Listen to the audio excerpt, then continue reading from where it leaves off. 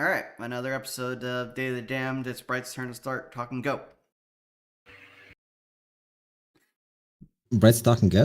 I didn't know this. Was this the first I've heard of it? I don't even know how you play Go. By talking, apparently. No. You play Go. You never heard of checkers? Anyway, We will not play Go. Anyway, last time on Day of the Damned, the Compact tried to flank us and we outflanked them. And You now, didn't they've lost outflank their them. You army, just so you didn't outflank them. You just defended yourself from they're their about flank. to outflank them. Well, yeah, by outflanking them, yes. Yeah, yeah. I believe it's going to take them a week to get to the mountain pass, anyways. So Yes. A quick reminder, viewers, that these numbers above the units count in the tens. quick reminder for the viewers: the numbers are imaginary and mean nothing. Do not pay attention to any numbers. Numbers You are are irrelevant. an automaton powered by chemical imbalances that give you these vague sensations which you call life. Quick disclaimer: I'm in your walls. Moving on with the game. Also of note, your brain is the pilot of a flesh mecha. It is housed in the cockpit skull. It is also worth noting that you, the one viewer, has been in a coma for the last 6 years. We're trying a new technology to try and reach you. Wake up! Come on, wake up! Wake up. I Oh, do by like the the wake implication up. that the numbers above the banners. I do like the implication that the numbers above the banner are just the power of the manpower times 10. It is. And so Aethif is 140 men. To be fair, if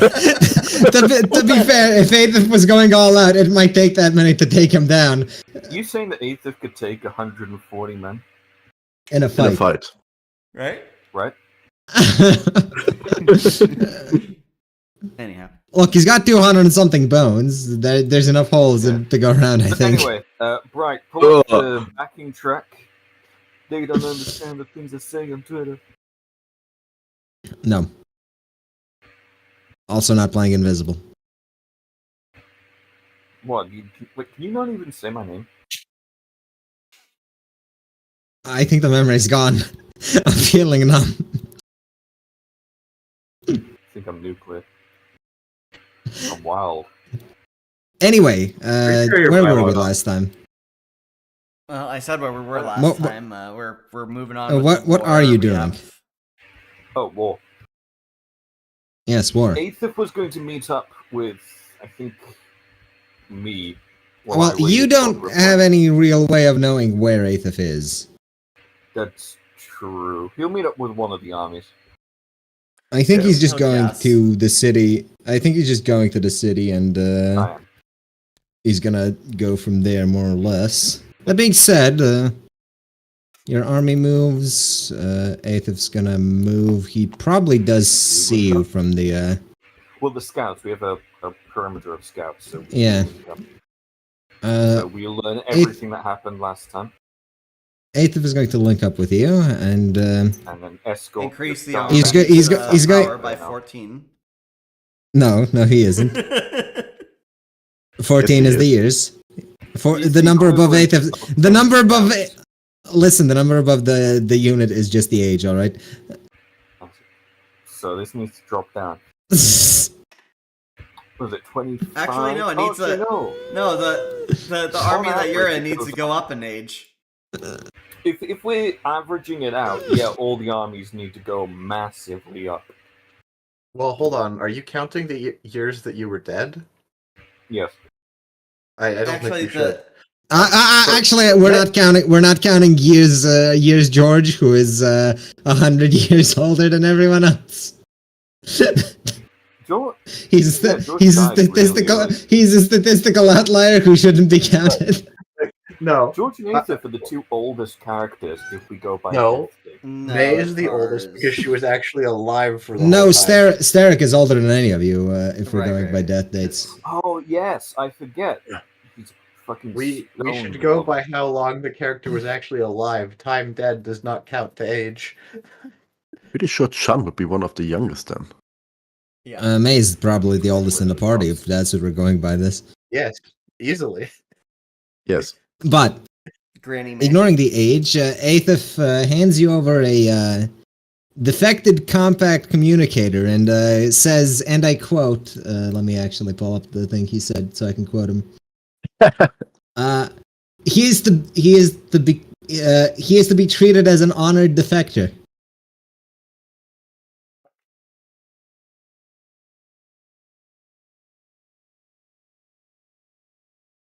George? I like how. Sorry, I was doing something across the room. Also, this is all happening with George and Ostwin's army, because I believe Chun.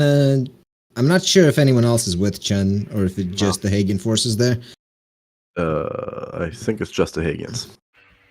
And Okay. Sean. And Chun. And whoever the Hagen commander was. I don't know. Well, you have gained one. You have gained one compact communicator. Alright.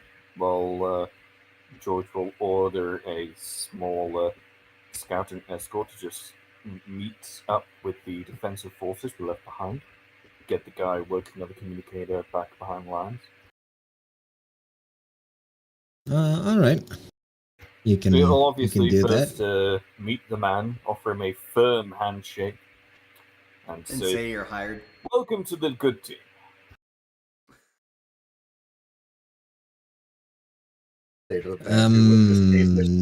Are you doing this in skeleton form? Well, if it's what time of day are they meeting? Don't do it in skeleton form. Perhaps you should instead say welcome to the winning team. The winners are by alright. definition good. Let's run this out then. All right, so he meets up with us. I imagine as we make camp for the night. The question is, are you marching during the night, during the day? Why do you? Well, we march why do you, during the day, rest at the night. Why do you want to keep All right, so stripping you naked in you front wouldn't of meet people? you do. Yeah, why do you? Anyways, No. Every time you George meet stays someone in his new, armor. What? you're showing them everything underneath. What? well, look, someone had to take up that role since Sally left. Right, and we don't have Ngonku. Sure. Yeah. What? Anyways, You know the black guy who always stripped. What? he doesn't, and neither do you. What? What? What? So All right, did so say you what? meet the guy. What? yeah, But yes, George will accept the man into his command tent. We'll get the full briefing. He accepts the man. No, now I've got to kill him, Brian. Fuck you. You kill every man you slept with. Only the So men, then- though. Haven't slept with any. Only the men, because he doesn't want to have a boy pregnancy on his hand. He's... No.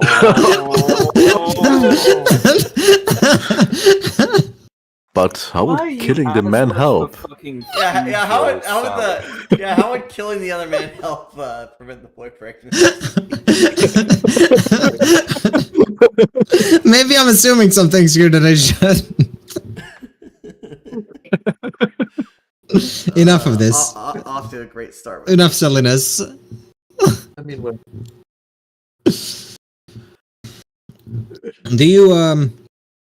Do you leave the man with any orders, or do you just send them back to?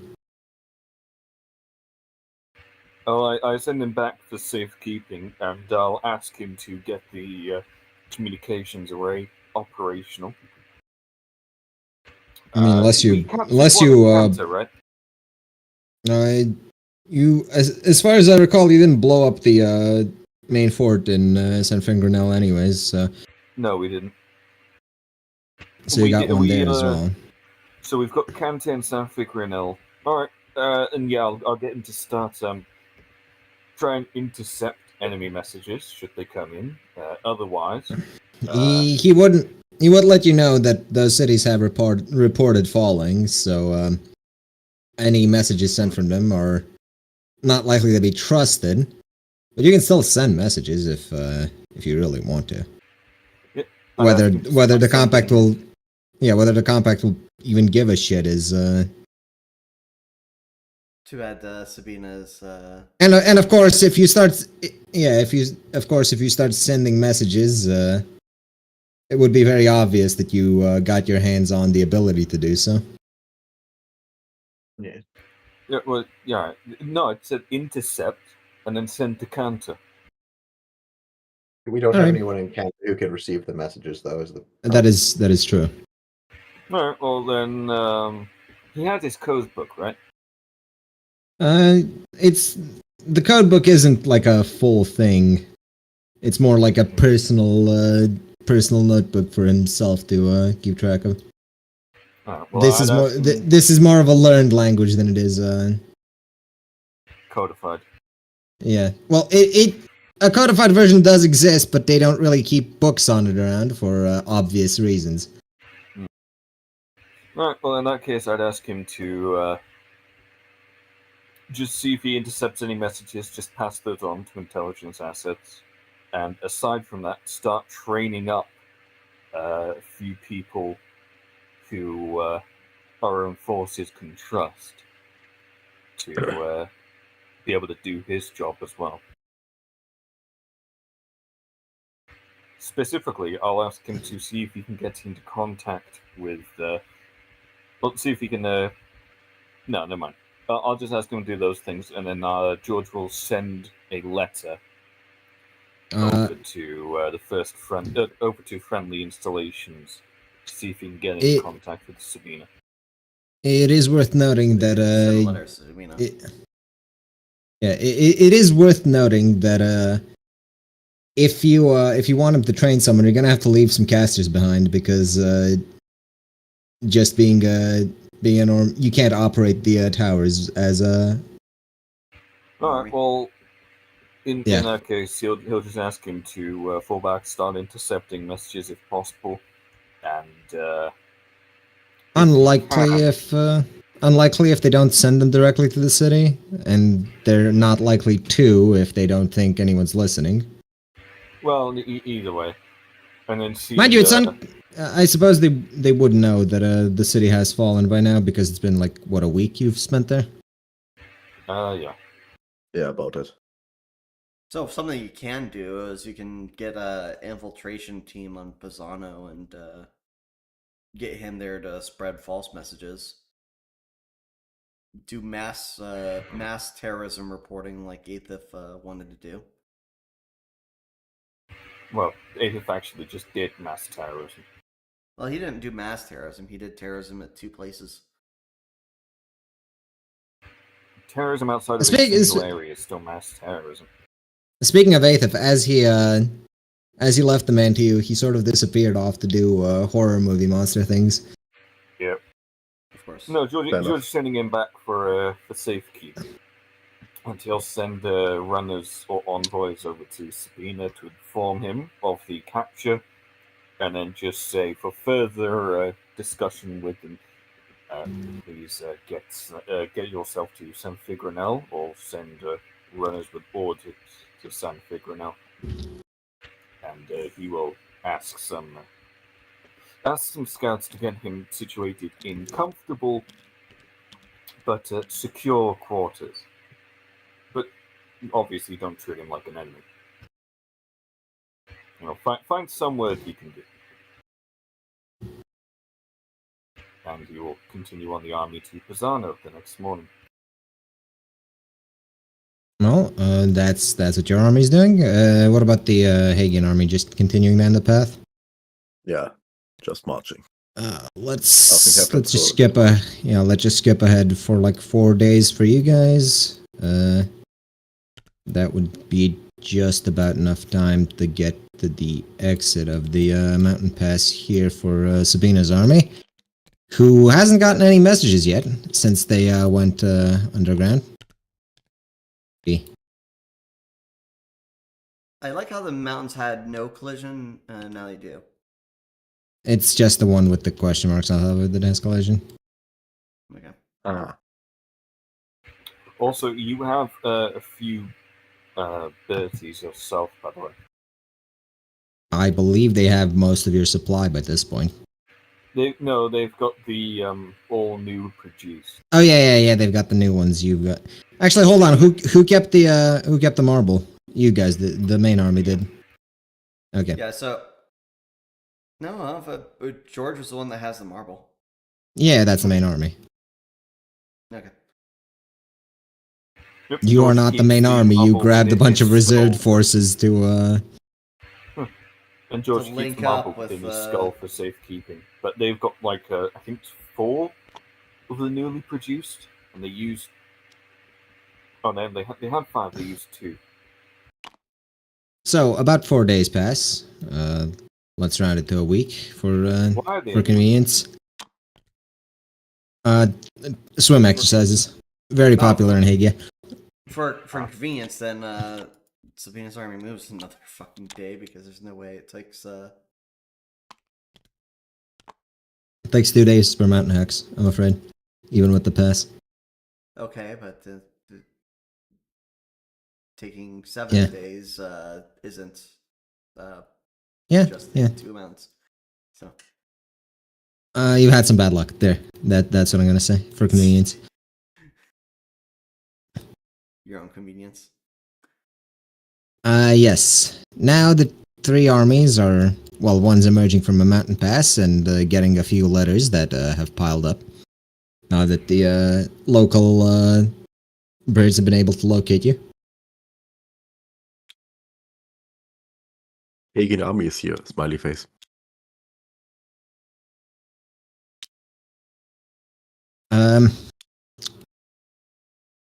Let's see, who do we handle first?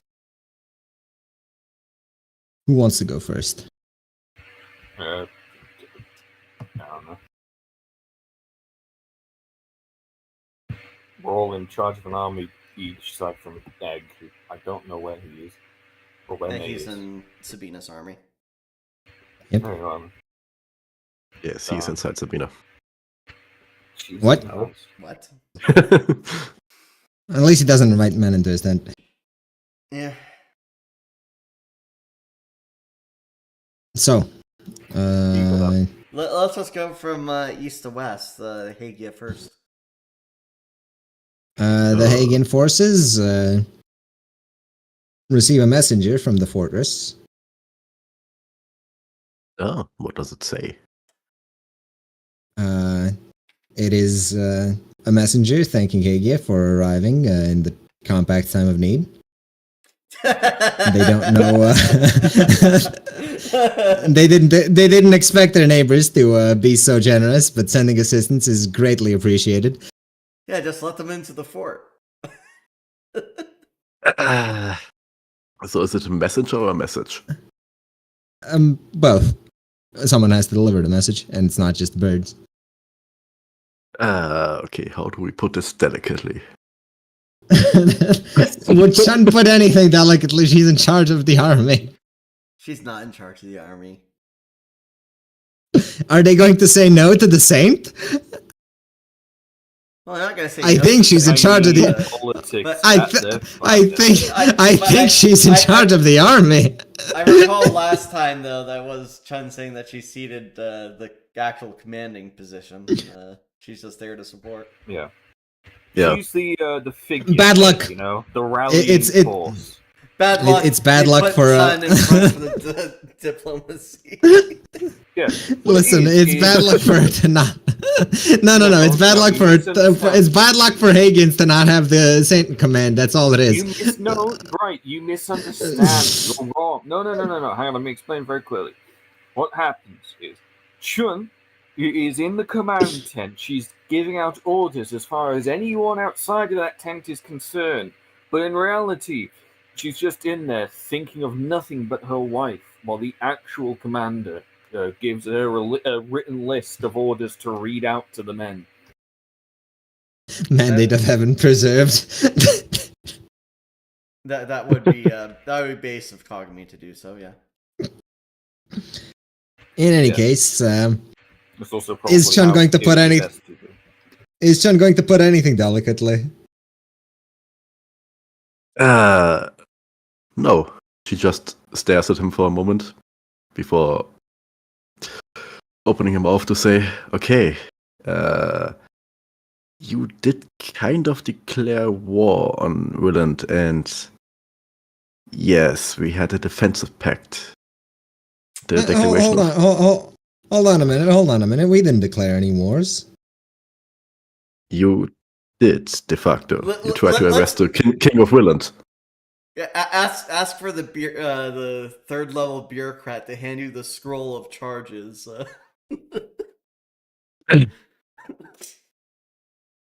I mean, he would probably have a scroll of charges and the statement that they will consider it a declaration of war from Willand if they don't comply. And they will claim that Willand started this war. Well, the absolutists agreed. I see. She didn't cuss awkwardly. Well, it's nice. It's nice of you. It's nice of you to come join us in the war, anyways. Even if you don't agree that it's defensive. You're not here that I said we had a defensive pact with. Also, you tried to arrest me, who was never in your country, on the day of my wedding. That doesn't sound a lot. That doesn't sound like us. Well, your people arrived. Customer service. Your guys came into the church, disrupted the ceremony. Cough, cough. One guy, the messenger, started to list his charges, and then, due to unfortunate circumstances, violence broke out. Magical explosives were fired, and all of them died. But long story short, we are not here to help you. Oh, this seems all highly irregular. If you don't mind waiting, I'm gonna send this word back, and I'm sure the governors of the city are going to do something about this. Yes, Absolutely outrageous to have someone arrested on their wedding day. That's sacrilege. yes, I agree. But due to these circumstances, you will excuse me for not giving you time until reinforcements arrive. I hope you understand. I mean, I have to get the word back anyways. Well, He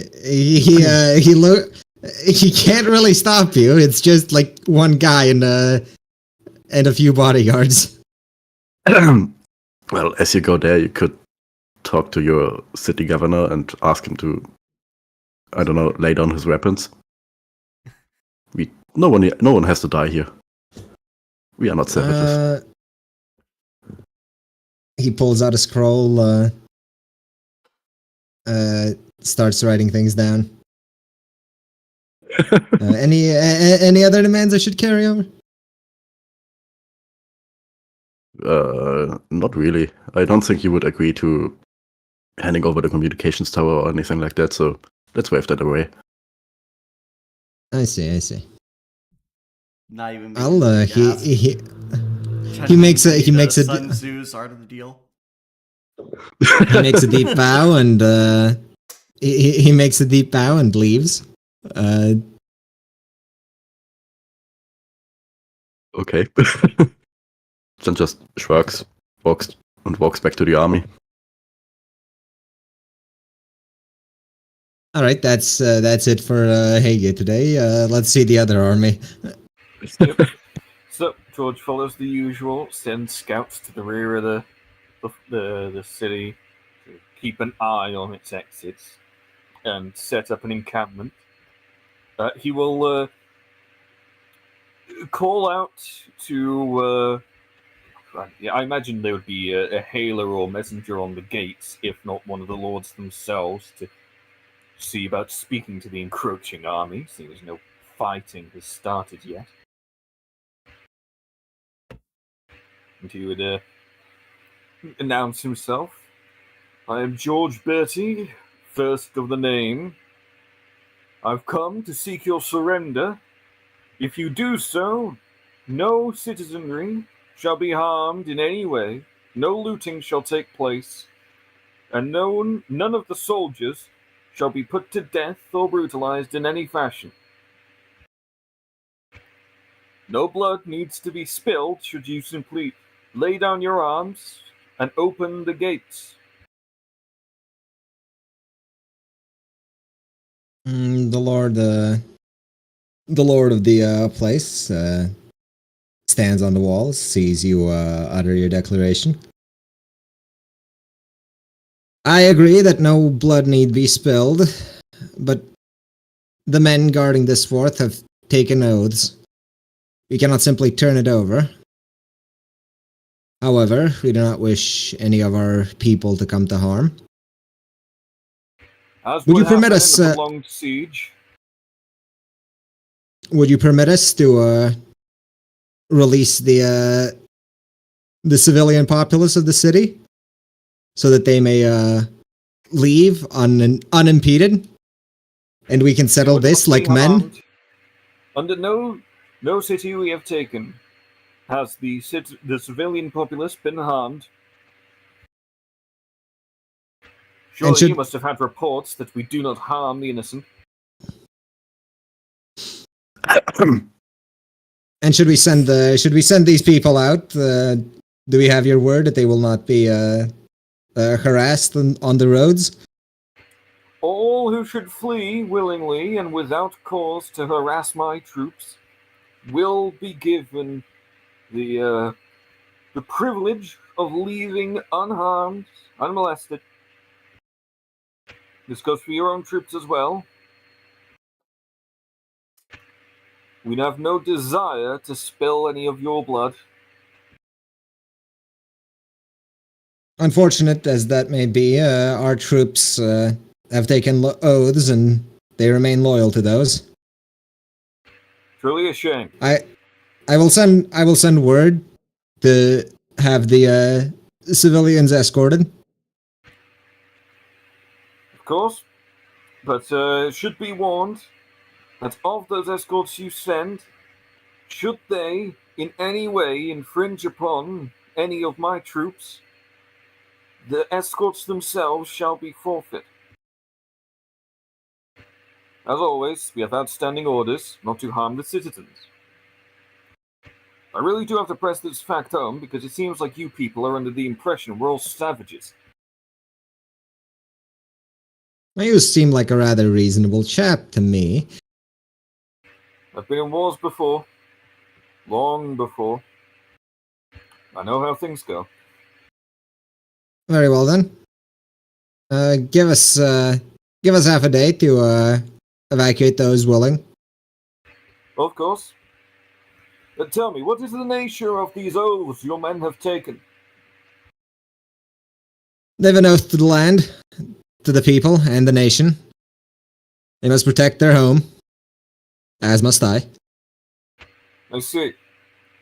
Then let us hope for a quick resolution to the bloodshed, so that these oaths may be satisfied, and your men may take their part in the peace that is to come with the occupation.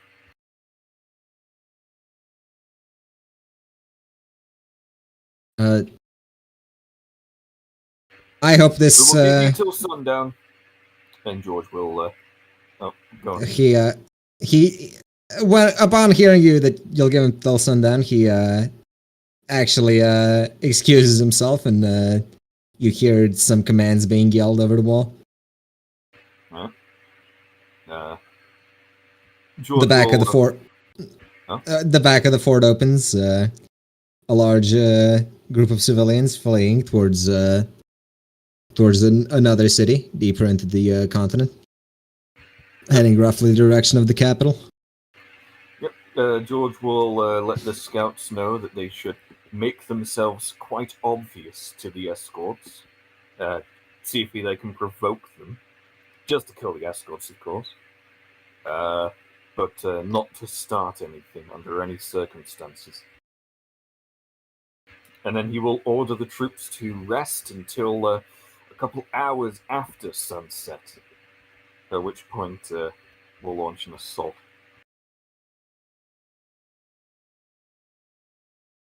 The guards of the fort seemingly ready themselves to weather whatever assault you send their way.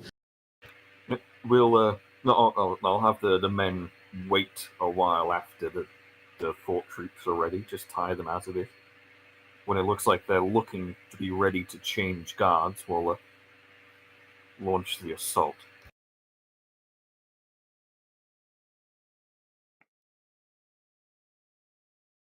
Well, you do as instructed. Mm-hmm. And as usual, George leads the commanding of the men to the commander and will take his position in the vanguard to deploy the Bertie against the Before you deploy the birdie, the man appears once again on the walls.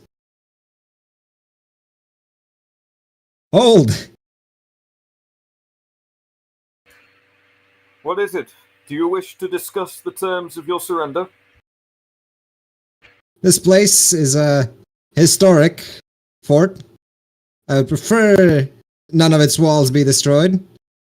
Say we throw open the gates, have this out like men. I'm not so blind as to walk into an open trap. While I appreciate the historical value and cultural value this city and fortification may have for your people, it is nevertheless a strategic goal for my own army. I'm afraid, unless you wish to fully retreat to the inner keep and then have our quite bloody stand, only your surrender will stay our hand. Again, I do say none shall be harmed should they lay down their weapons. We will even accept any men who wish to join the winning side in this conflict. Of course, no liberties shall be taken with the rights of prisoners. No, it's brutal.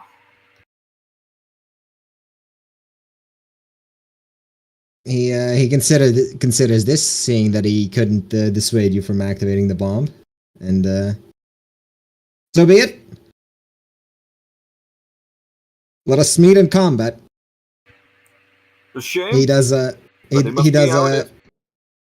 salute, puts on a helmet, and evacuates the walls that you're intending to blow up. Well, before he walks away, George will give him a salute from his own homeland. Ah, the one finger salute.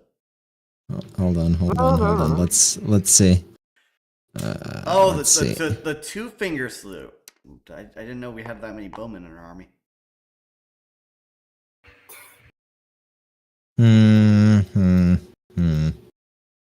All right, say he recognizes it. Oh. How cultured. Regardless, he goes off to meet you in combat. Yep. Alright. George will set off the Bertie once he's seen the man has cleared the wall. The birdie is set off, and the assault does indeed begin. You outnumbered them quite heavily, but these are very valiant men. They will not rout, especially not with their civilians safe. Wait, why would they Anyway, be able to route better when Oh, that their should have had a civilians are safe? yeah, that should have had a bonus to it because of the commander. that would have been a +4. Let's see these. Still 11. Ah, Ooh, valiant They as the don't defenders surrender. may be. Yeah, they don't surrender, but they are Dead to the not last man. particularly elite. they take some of your men, but not a lot, and you return a much stronger blow in turn. They retreat to the inner keep. I thought you said they didn't route. You liar. It's not a rout. It's not a rout. It's a retreat. Yeah. An organized retreat isn't a rout. Well, at the site of the inner keep, as the wounded have been tended to and the men are resting for the next assault, George will once again ask to parley with their lord, and will say, "Forgive me, sir. What is your name? I never got it."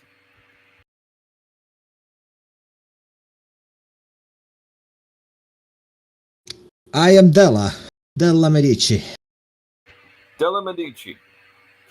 Yes. Shame we had to meet under these circumstances. I only mourn that it will likely be our last meeting. Well, should you survive the fighting, or should you lay down arms, I would be more than willing to accept you within our ranks, or accept you within our newly captured lands as a house guest of sorts. I'm afraid I cannot abide any surrender. Of course.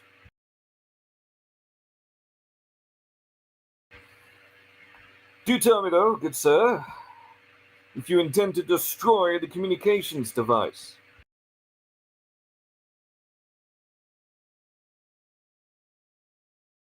How would you respond to this? You will find our communication device quite useless. We have already sent word of your army's arrival. They did not expect us to hold. Very well, that is not my concern. It was merely of the device's structural integrity. I do not intend We to. understand we have no use while it's deactivated amongst your own, and we have none of your communicators. Why? For what it's worth, I do not intend to damage my own fort. Yes. And such decision has stayed my hand in the deployal of one more of my weapons. Should take pride in that fact. And so the day difficult on the Eastern Front. Yeah, and so the day ends, at least for this army. Of the wounded, how many will are expected to be able to recover? Enemies they are did yours. Not put up a good fight. Well, they're all over. I'm They sure. put up a terrible fight. I'm sure more of yours will recover than theirs. What of it's less there. It's less that they put up a bad fight, and more that the Brady collapsed some of the mines that were under the keep as well, causing a lot more damage than they expected. No, fair enough. Look, they had a festival. They ate a lot of bananas and forgot to feed the fields. Honestly, with that level of luck, yes. Well, the sheer fact that these aren't being like outwardly disgusted or like racist against us, and are actually just soldiers doing their duty, George does hold respect for them. To be fair, they're not going to be racist against you or Austin because you're both at least seemingly human. Well, was George the first of his name, and he recognized the salute from a long conquered kingdom. Well, the man himself is a rather more valiant sort than you've seen this war. Respectable, at least. The enemy commanders so far have not given their names. Well, most of them haven't been asked. Subtext. In any case, On to the Western Front. Sabina and Kar's army, as Sabina cannot forget, is find themselves in a forest out of the passage from the mountains. Mm-hmm. Yep. I guess we can advance to the tree line. Let's see. The city hasn't the ability to scout us from here, right? They don't have the ability to scout you, not that it particularly matters, because I thought the you would. Arkaine army was going the other direction.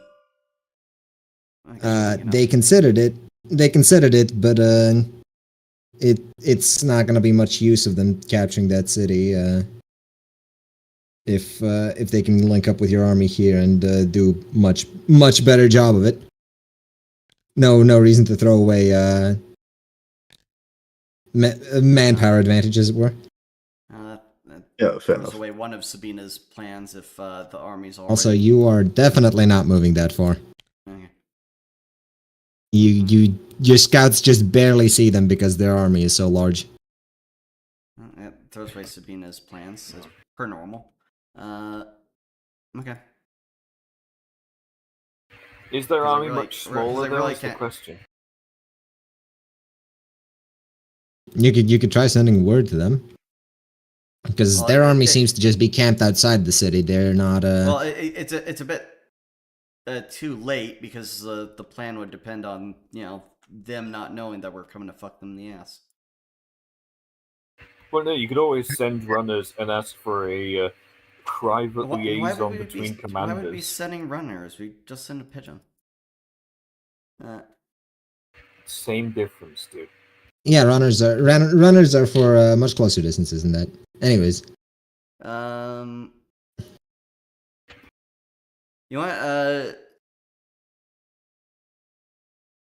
Sabina will send word to the Arkaine army to tell them to fall back to their nearest fortification. She has a strategy she wants to try, but it depends on the enemy's guard being down.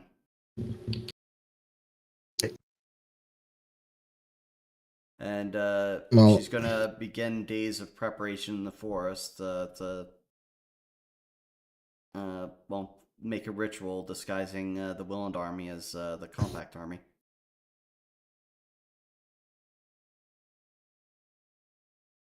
It's a war crime. That is definitely a war crime. It's time we simulated Not some that- fucking war crimes. Not that those. Not that you have an example of believe war you would crimes. be complaining about Aether so much yesterday, and then go commit war Yeah. crimes yourself. Look, bearing a false banner to enter into an enemy fortification just to take it over overnight instead of besieging it is a more mundane war crime. Is it? Yes. Not really. Okay. Punishable death. Compared to being just going about killing all the civilians, so nobody has Also, no one has any proof that Aether has anything to do with us. That is true. Yes, the people that knew about it are all dead. Bodies just keep appearing. Well, at any rate, it is far more useful for us to just appear within the enemy's walls and take out their communication before they send word of the fort being under siege. Well, I mean, they probably sent out that word already because fuck. Unfortunately, the word is already that the fort's under siege.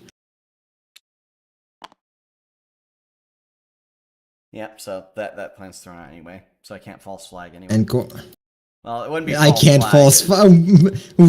I can't false flag the enemy. It's not actually a false flag because it's just a Trojan horse. It's literally a false flag. You're carrying a false flag. Yeah, Trojan horse. It's a different thing. We're not wearing the enemy's colors. You're not carrying. Oh, hold on, that's exactly what you intend to do. No, we're not going Well, to possibly slaughter minus the civilian civilians. slaughter. Yeah, exactly. We're going in just to take over a military installation. All the targets are Anyway, still military. Do you send word to the Arkaine commander? Yeah, send word, I guess, that we're 2 days away. You got there far too quickly. Well, we couldn't exactly wait all year for you. And besides, this looks like it's gonna be a long siege, so we oughta settle in anyways. It was going to be a shorter siege. It's not conversational lettering, but yeah. But Yes. do we just do rudimentary weapons for this? No, we're not. We're not doing a long siege on their city.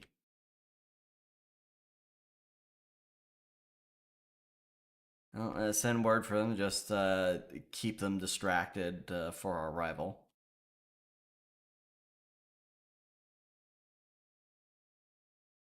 All right, back on the east front. All right. Let's see. Shun, around a day later, Shun gets another messenger sent back. No, okay. You and whatever command staff you deem necessary are cordially invited into the fort to discuss the matters further with the fort's masters. They heard something about a wedding being interrupted. That's dreadful. Awful. Can't be tolerated. They cannot actually be this. The army is unfortunately going to have to stay outside. And I am sure you understand. He wants to sit on the couch. Chan proposes a meeting in a tent outside the range of both armies. Because that sounds much more agreeable to her. After her commander has convinced her.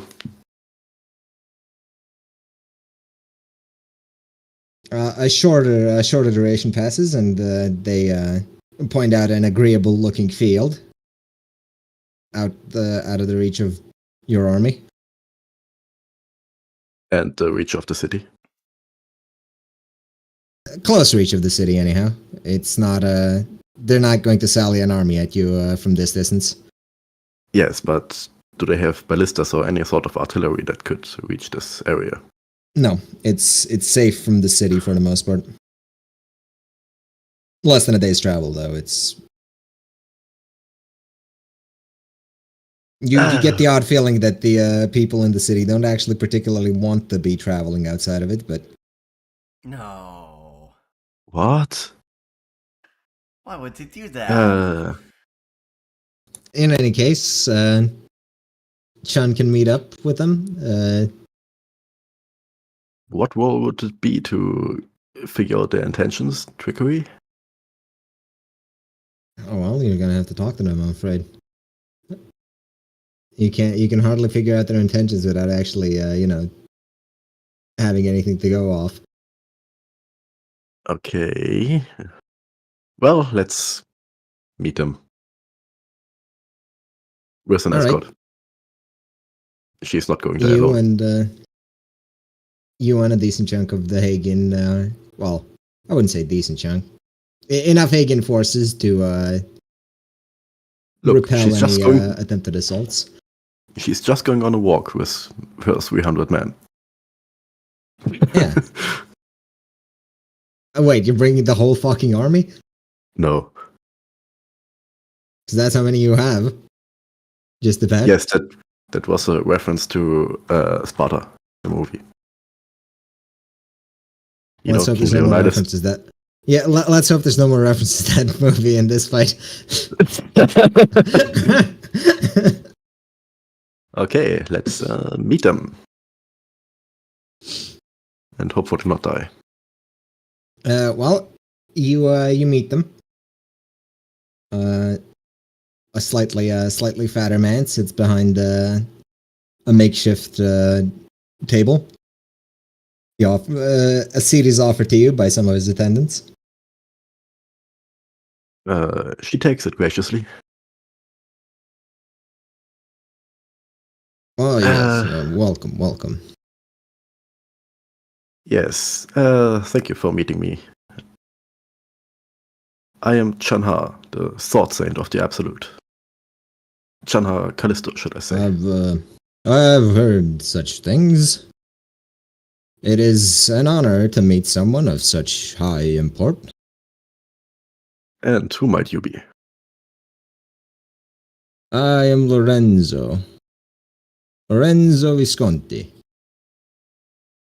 I am the lord of this here castle.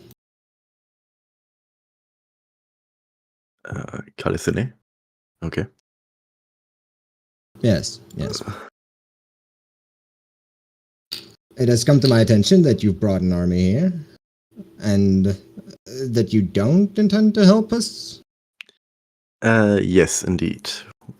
The army is here due to a defensive pact made with Willand. I see. Oh, I had not heard that Welland had made such a pact. It was made quite a while ago.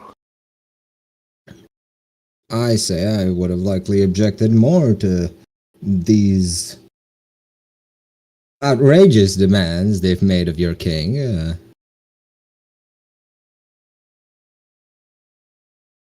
Well, My he's king? not your king. Are you part of the Willand forces? It's all rather confusing. Family. Yeah, but she didn't introduce herself as Chan Callisto, did she? Oh, she did on the second line. She did, yeah. Yeah. Did she?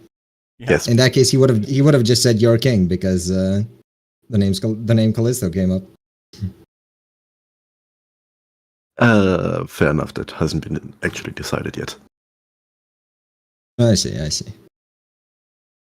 Regardless, had I known the defensive pact was in play, I would have, and the wedding, I would have certainly objected more vehemently to these demands.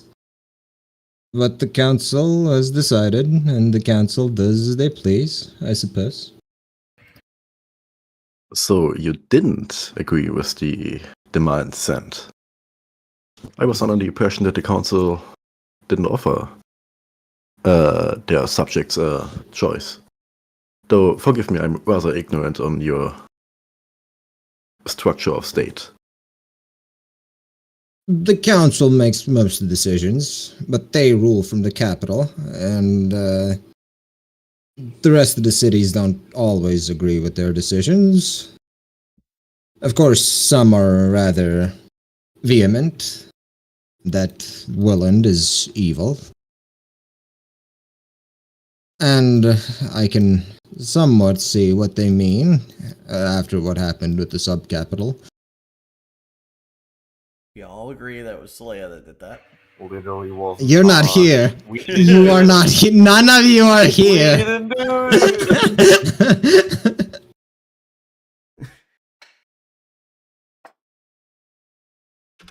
Well, are there... So why exactly did you want to meet me? Do you wish to talk about ceding the city? Or... I'm hoping that such matters won't be necessary. I mean, the Hagian forces are reasonable people. Men of God, men of the faith. I've always found those to be the most reasonable. Interesting. I thought your people didn't worship any gods. I'm not exactly a follower of the Trinity, as it were. All too fanatical for me. Oh no, those of God can see reason. those following dogma often much less so. I totally agree. Though I myself am not as devout as many other Hegans are. Comes Now- with the territory of knowing the Absolute from before he was a god. No, please continue. A woman after my own heart. Now Doesn't then, swing that way. She's a married woman. none of you are here. Fuck are you on about?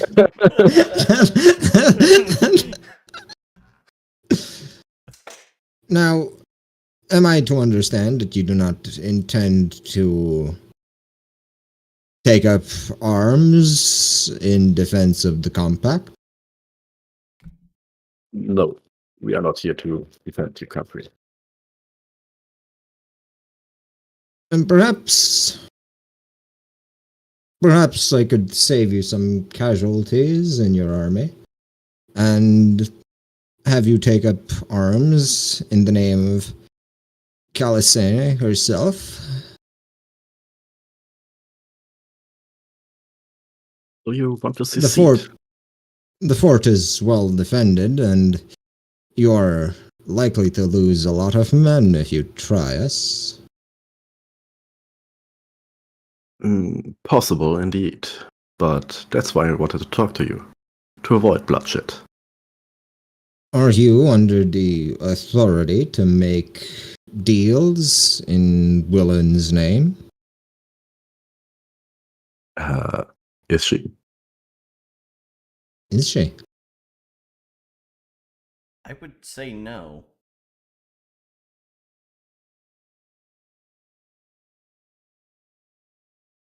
But what would Chan say? Officially, no, but you can put in a good word. What sort of deal do you propose? Calisern pretends that your army overwhelmed them while offering no resistance. And you, on the back, make a deal with your king to let us keep our independent status once the war is over.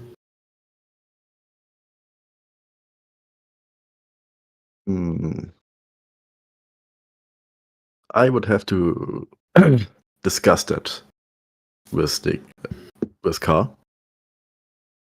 But before that, Understandable. No general can order all the armies, after all. yes, assuming he agrees, I would request some sort of security. You know, I do not want your army to attack mine from the back. I hope you understand it. It is an understandable concern. My men are loyal to me over the compact. I have made sure of that. My word will get them to stay their hand, even the most zealous among them. And it's not like you carry many of the cursed among you, so they've not zealous reasons to attack you either. Hans eye twitches. I see. Do you perhaps have something of value, a person and an item I could hold and trust for until after the war is over?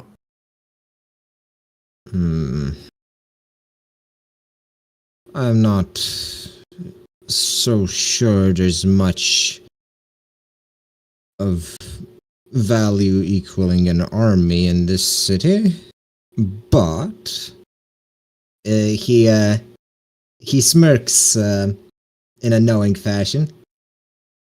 We've plenty of riches, if that is what you're interested in. Back in Hegia, we have a tradition of offering up hostages to assure compliance with the promises made. I would not ask of my citizen or my nobility to take such position with your army. However, I am willing to go personally should such a deal be arranged.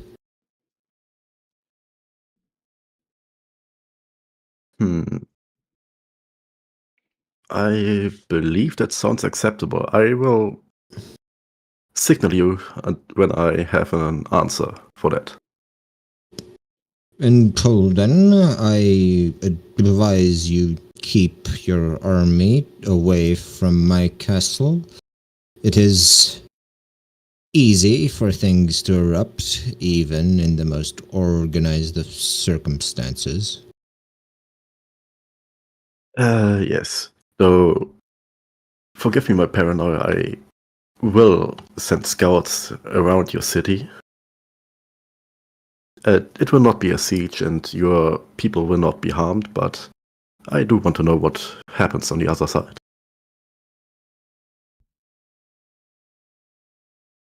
May I request that you at least make it look a siege? We've neighbors to the south. Must keep up appearances, after all.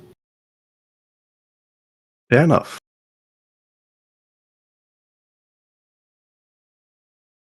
With that, Chan stands up and holds out a hand. He shakes your hands. Well, I will be off, and as I said, signal you once Carr has given his answer. Very well. I shall be waiting for your reply. And he waddles off.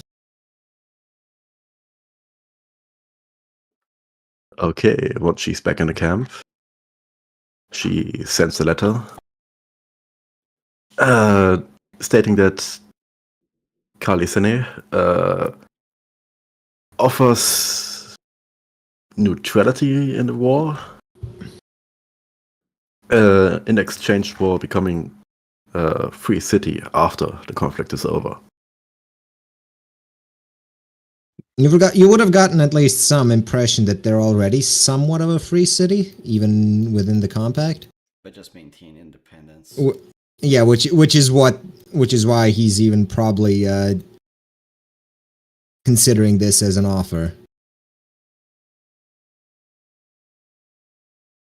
Well, in that case, she changes the word becoming to maintaining a free city status. Just, scratch it out. Yep. And the letter is sent. Written in the will and seal approving this diplomacy is the 3 laws of humanity.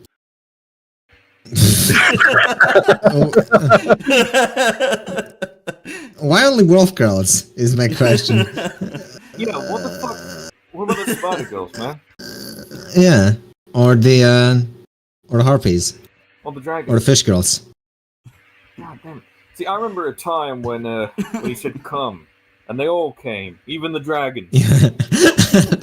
That was Carr who said that, and they did. And Yeah, he Carr invented is, it, and he knows a lot more than you do. Anyways, I'm going to say that with this distance, it's over 200 miles. The birds are going to take a day to get there. Well, the birds are probably going to take a day to get there and a day back. That's actually not. That's not too bad, actually. They're very fast because they don't exactly travel through regular airspace. Yeah, that's actually Metaphysical airspace. for reality. That would take probably 3 Oh, yeah. days. But And you wouldn't use birds. none of you really looked too hard at the birds before, but they are something else. Oh, trust me, he may be Do- nothing but bone, but George enjoys the birds. Do the birds have teeth, right? Are they happy? No answer. I mean, you didn't examine any of the birds. Actually, Not too depending closely, on the- anyhow. You Penguins don't have look a teeth. messenger bird in the mouth, right? Depending on the type of bird. Actually, depending on the messenger bird, you have to look them in the mouth to get the note. Oh god. Is it like a sack under the tongue or something? Ouch, Well, rather. Anyways, the It's more like fact a- siege is established, and Yes. that's the end of my turn. Meanwhile, George is busy doing a real siege. Man, sucks to suck. There are definitely migratory birds that travel at least that far in a day, or they can. That's It's a lot, especially with finding the target in the first place. But it's definitely far, but it's not unreasonable for. And it's not like just the bird. it's not 200, it's over 200 miles. It's like 300 closer, I'd say, just judging by the distance measuring here. Yeah, makes sense. Well, George's siege, come on. 400 closer. Anyways, George, you ready yourself for a siege?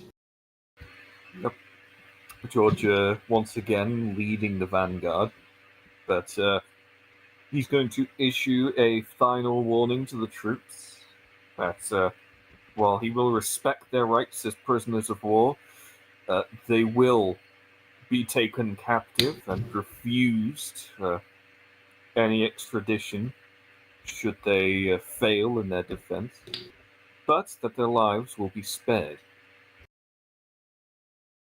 So any wounded and captured shall be allowed to live unharmed. They will not be subject to torture, and they shall be kept under a watchful eye of garrison forces, unless they should wish to join the winning side. And he launches the assault at first light. Do you crack the inner walls with another birdie? No, best to conserve them for now. But George will lead the charge on the inner walls. Well, all right. Give me a roll. +4 for the commander. Just give me a D10.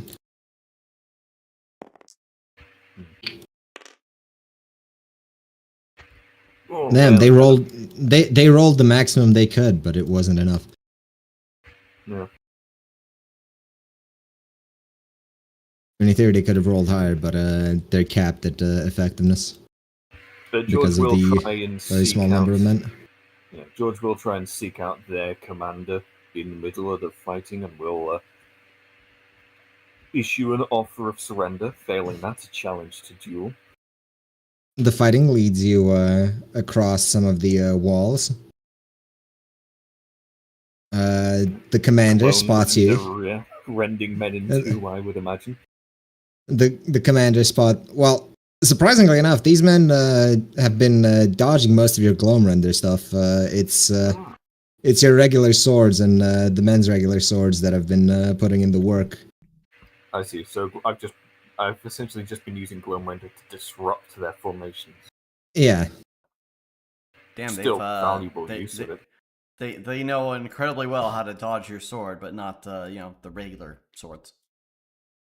Yeah. Well, it's more that they're trained against the wizards breaching the thing, and this isn't much different. Yeah.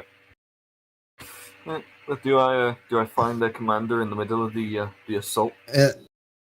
Yeah, you're standing on top of a wall, on top of the rampart. You see him on the other side. George will point at the man with Gloomrender, not doing an attack, mind you, and will, in the most authoritative, commanding voice, demand surrender. Come Lay then, down your let's see. arms. Come then, let's see what you're made of, he says, pointing his sword at you, and doing a front flip in full plate armor, landing on a nearby roof, perfectly Does he not unharmed. say it's treason then? No, the man is challenging you to a duel on top of a roof. Battle happening all around you. Mantor Bertie will leap onto the roof and will. Yes, I will make a grand declaration to the troops around. Men, Wait, where are you Mantor form? I figured you were human, no, I'm still. at least right now. Yeah, because I was gonna say, why would they treat him as if he's an uncursed being if he's a Mantor? True, Well, that is he true. gets the bonus movement. Well, no, I mean the compact. During the That's why he's been. Racist. The compact is extremely. Maybe it's just these. Maybe it's just these ones. And he will make a declaration to the men around and say, "Men, hold your fighting for but a moment. I declare that should I best your commander in combat, I would demand your oath fulfilled, and the surrender of the fortress, and all you defenders of it. Else the fighting shall continue." I tell Morale. Come now, that's hardly fair. If I best you, send your men away as well. I'm afraid war is never fair, but I can promise sound treatment for any who survive. That'll have to be enough, along with the refusal to loot the city once it is taken. Jesus, the arrogance. Yeah. The man is sincerely considering just throwing the match and getting stabbed in a bad looking place that's not lethal. I mean, that's fine, because once the man is ready to fight, George is going to use his terrifying aura ability. Well, for what it's worth, he decides to actually fight you for real, being a man of valor. Well, he does it with a -2. Do you want me to roll at my +3, my combat modifier? Actually, he doesn't care about suppression. Oh. Well, combat modifier. You might consider him some sort of hero or something like that. Yeah. Uh-huh. Ah, valiant. I see. Anyways, Brave, I see. the two of you engage each other. Yep. Roll an attack. Let's see how this duel goes. Ooh, not very well. In the first He clash, kills Bertie, so. in the first clash, you see him. Actually, you said this is during first light, right? Yep. He might actually be able to kill you here just by damaging your armor enough, because it's currently stretched way thin. Possible, but when he's on the back foot, George will just disconnect the lower body. I'll let all the sunlight go into the bunghole. So No, he just doesn't close have it the up. back foot. I see. When he's on the back foot, he's just gonna disconnect it. Yeah, exactly. Surely disconnect your front feet so you're in, like the back feet become the front feet and you're on your front foot again. No, because the way it's set up, right? He's got his regular body, but then he's also got like the lower bits of another body sticking back from behind him as like a pair of legs.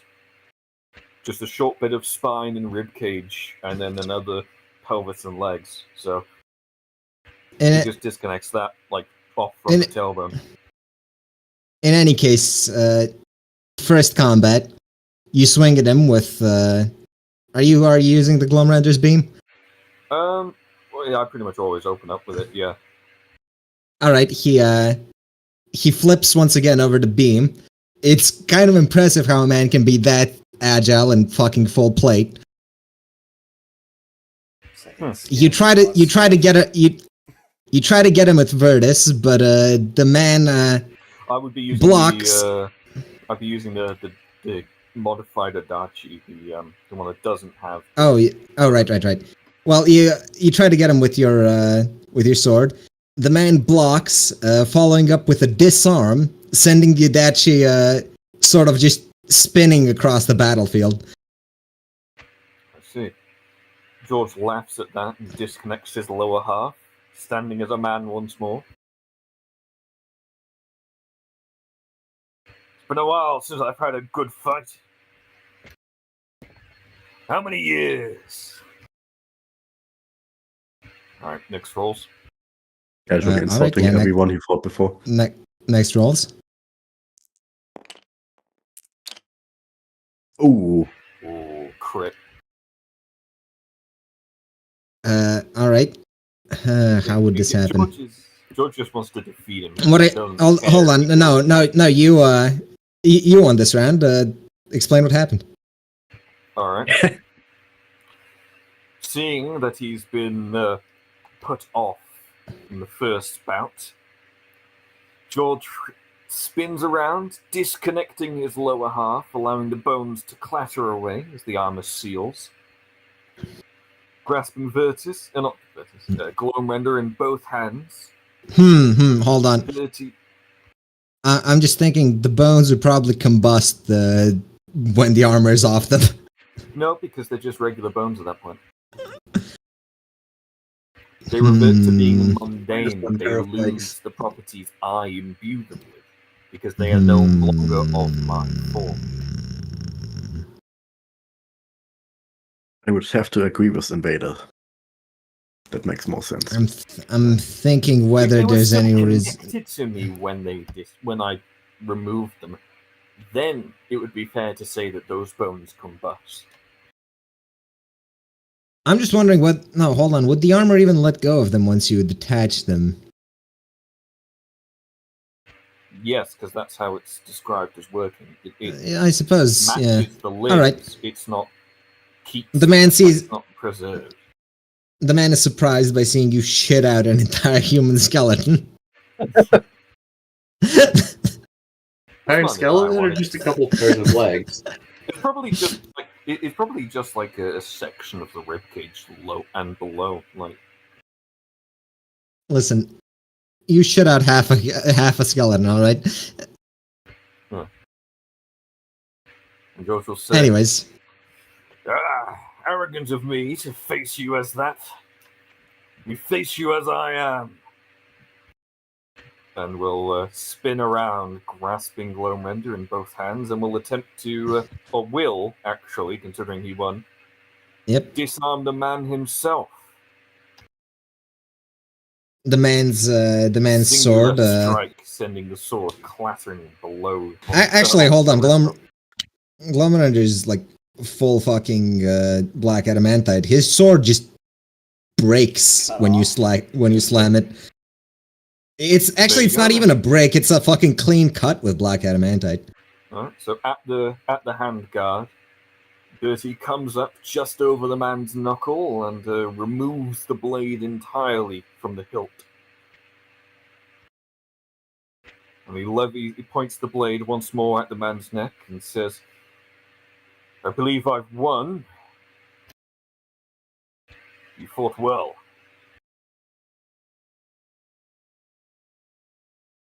Can't call it over until one of us draws first blood, he says, and the next roll of combat. Shame I can't bleed. We'll just see about that. Ooh. Having been left with nothing but a pommel, he decides that his best course of action is to unscrew the pommel. Unscrew the pommel. He's not unscrewing it because that would take too long, but he does chuck the pommel straight at Birdie's forehead. Well, the entire thing. The thing bounces, and he follows it. Now, as George is distracted by the sheer audacity of being attempted to be ended rightly, he does a leg sweep, tumbling Birdie down. All right, Birdie Birdie, I imagine, just falls onto his side on the rooftop. Kind of like General Grievous with the extra arms now. I'm thinking more at the front, but whatever. Not really not really too relevant. And I imagine this comes down to grappling now, yeah. he's at an advantageous position, but you could turn it around.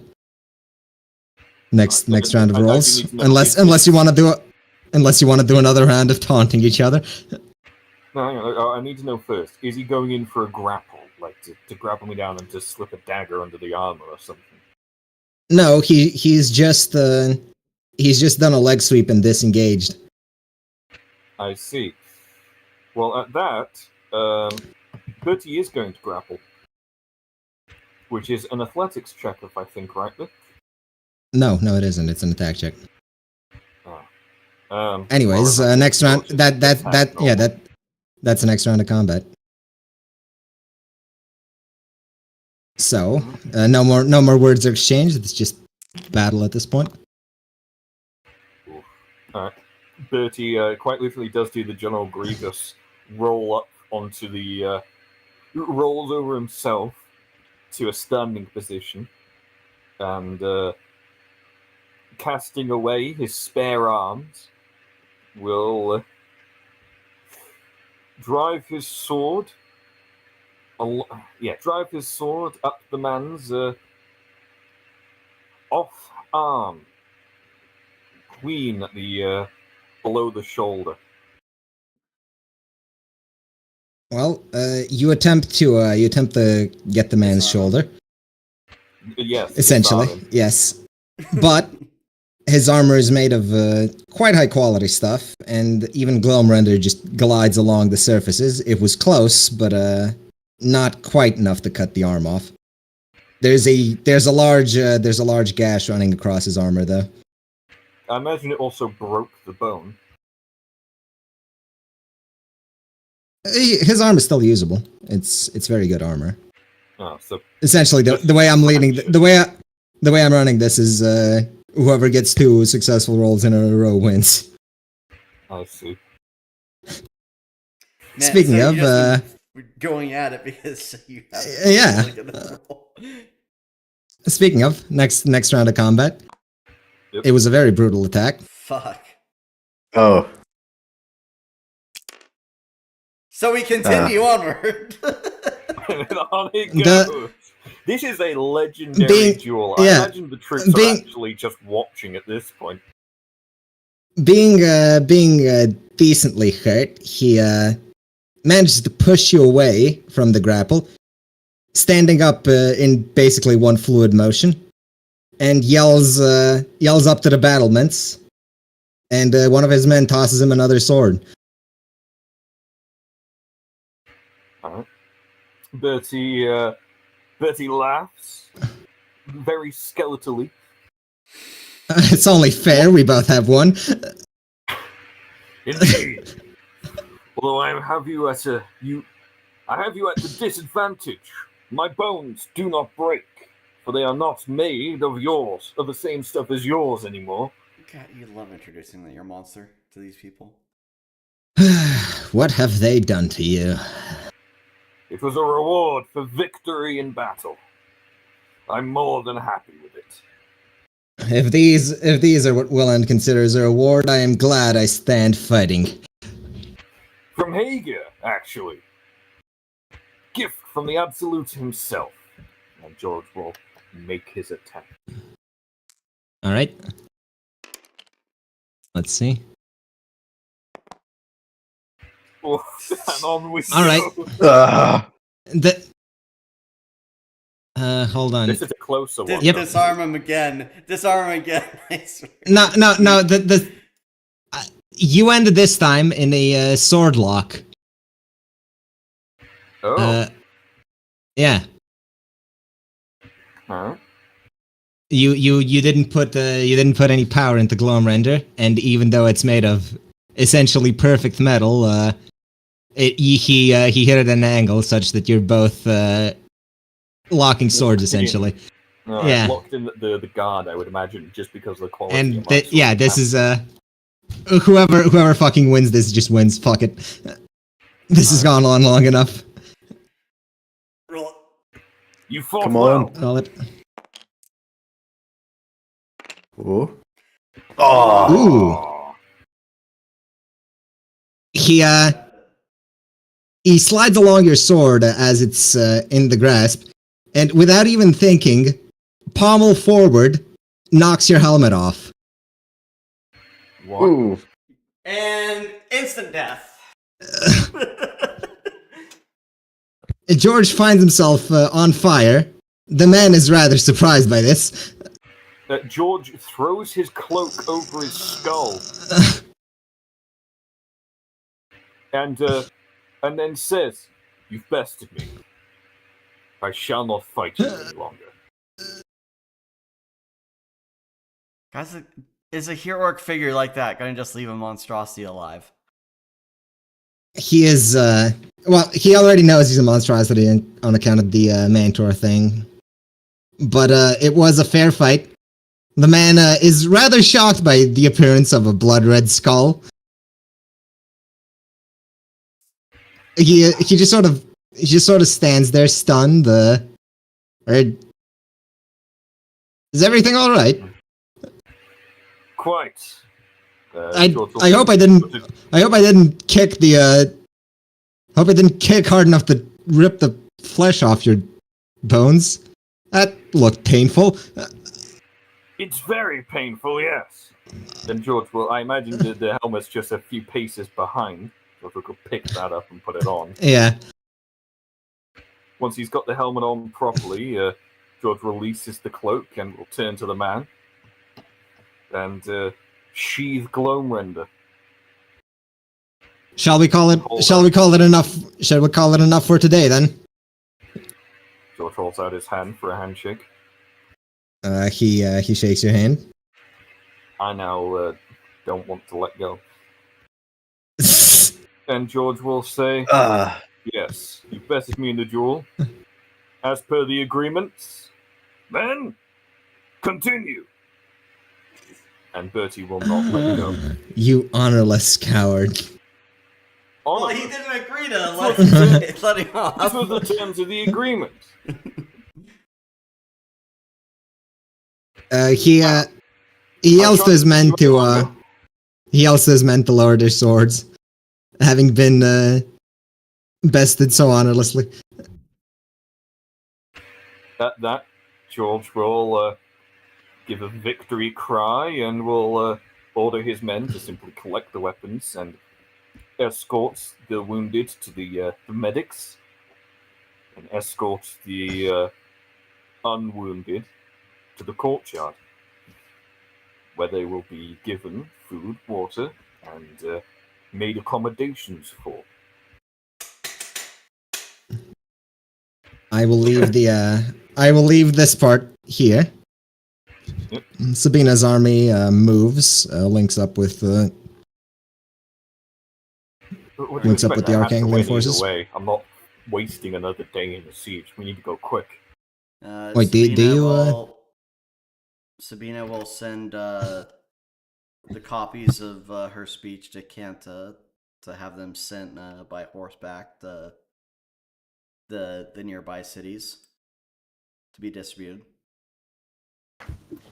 All right, the copy's made. You receive a strange letter, I suppose.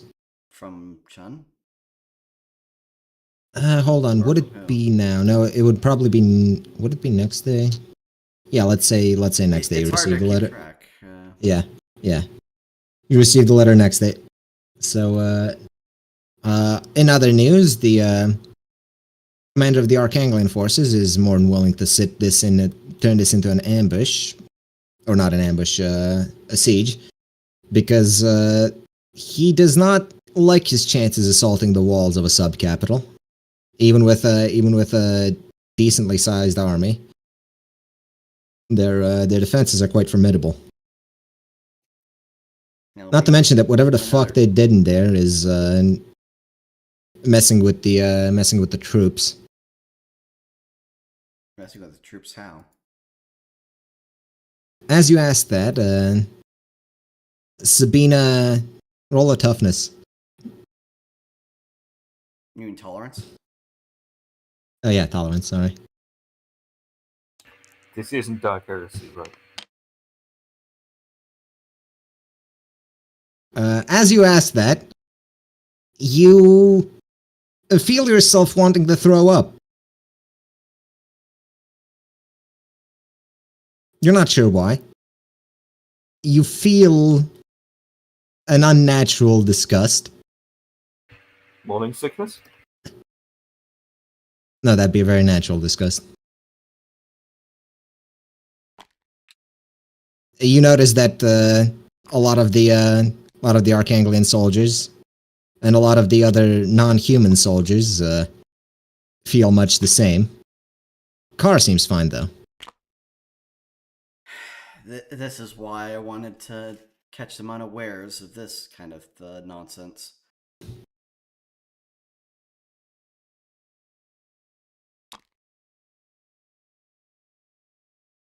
They're gonna run out of food sooner or later. And as far as we've been able to tell, there's no permanent effects to whatever they're doing with that. Whatever they're doing to cause that. Well, once the main army arrives, while Also, the main this army is, arrives, Hold on, this is all Arkanglian stuff. Don't you dare steal their terrain.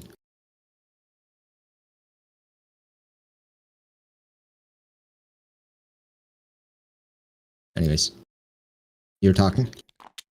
Yep. So Sabina arrives. The army's trailing behind by a day.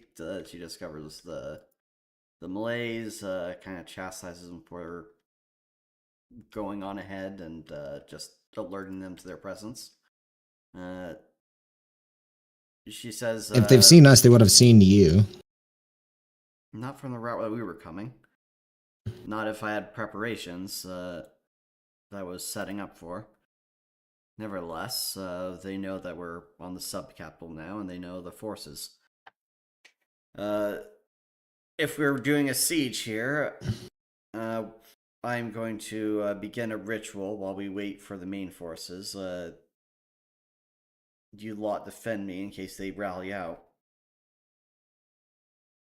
Well, they don't have enough men to actually rally out against either of our armies. We could. Good. Good. Then Now that you're here, effective. Now that you're here, we could split off or take the fort together. We'd prefer to keep the armies together, safety in numbers. But if whatever you're planning to do requires a smaller unit, we can always continue our march eastward. Once the sub-capital is taken, would prefer a smaller unit just so you can act with far more surprise, though their intelligence network is very thick with those damn towers of theirs. Oh, those. The general has found something that works against them. Oh? Sabina, this would be the first time you see the general. An older, smaller looking blue axolotl man.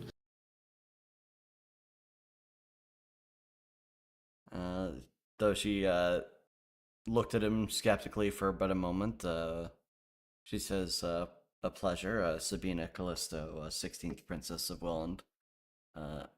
Titles and titles. The pleasure is mine. And what have you found that stops their towers from letting all other cities know what is going on? They need a proper line of sight. I've dispatched some of our some of our scout units, which are capable of magic, to produce weather in the way of their towers. This sub-capital currently cannot communicate. Did they communicate before your arrival, though?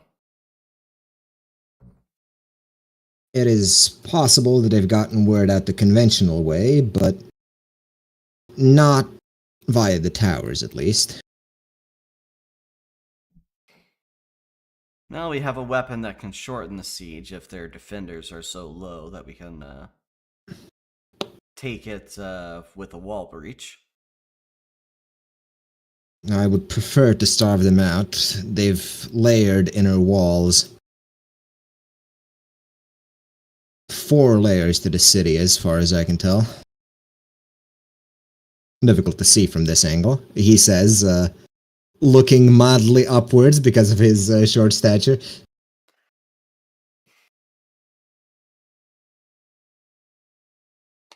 Well, the further that we can entrench and get them to consolidate their numbers, the more food that they have to share with people in their most inner keeps. I was surprised if they hadn't pulled the supplies to the very inner keep and began rationing the moment we arrived.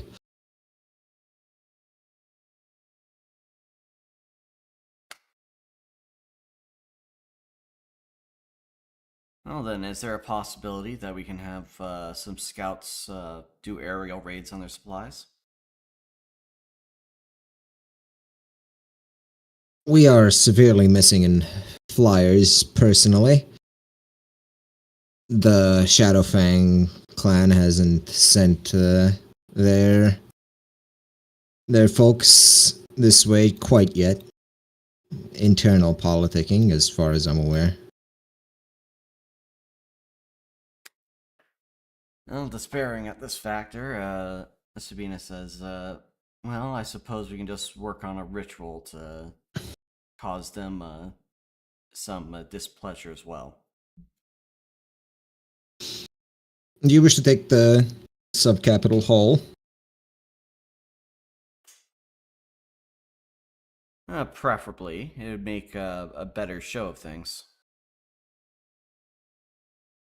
We could recall some scouts to help with the rituals, but it risks word getting out. We have our own wizards, including the best one, Car Callisto, to help us out. There's always value in numbers, and these wizards are highly trained. I prefer the rest don't know that we're coming. Then, Yes, probably for the best. there's nothing more we can So, do. what did you have in mind? What did you have in mind in term of ritual? Something that would either cause them to break their own, to escape from their own forts, or to cause them some fear.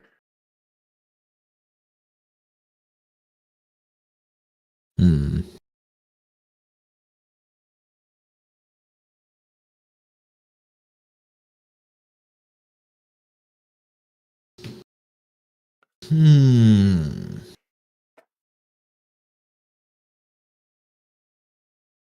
Bah! He almost vomits. You were hit with the same wave of nausea again. Right. It's gonna make focusing on any rituals damn near impossible. You might have to raid the first walls just to get rid of those damn towers. We have a tool that can speed up the first wall of assault.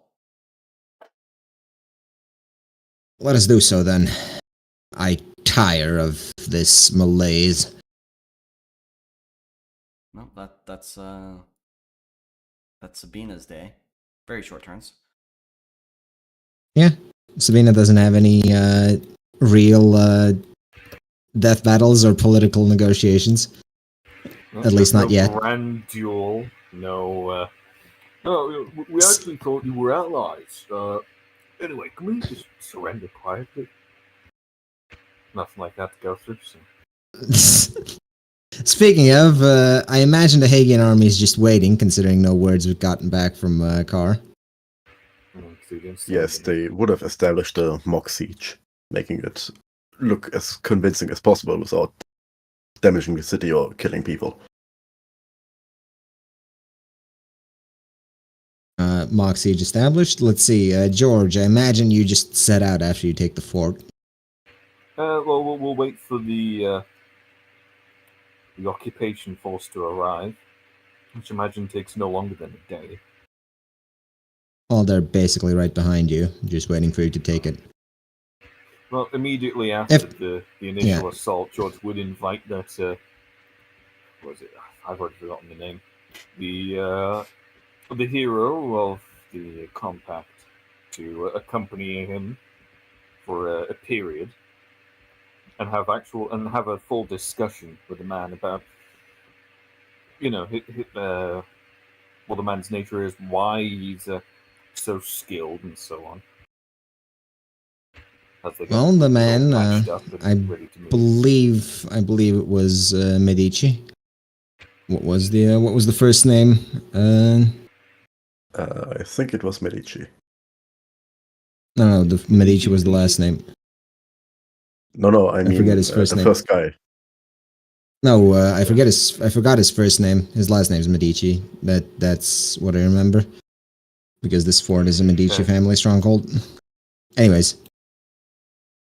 The man would regard you with at least some honor, despite your ghastly condition.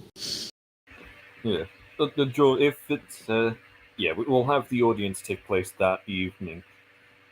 Once the sun had set within the keep of the fortress, and George would actually reveal his condition to the man fully. Not like that, Jesus.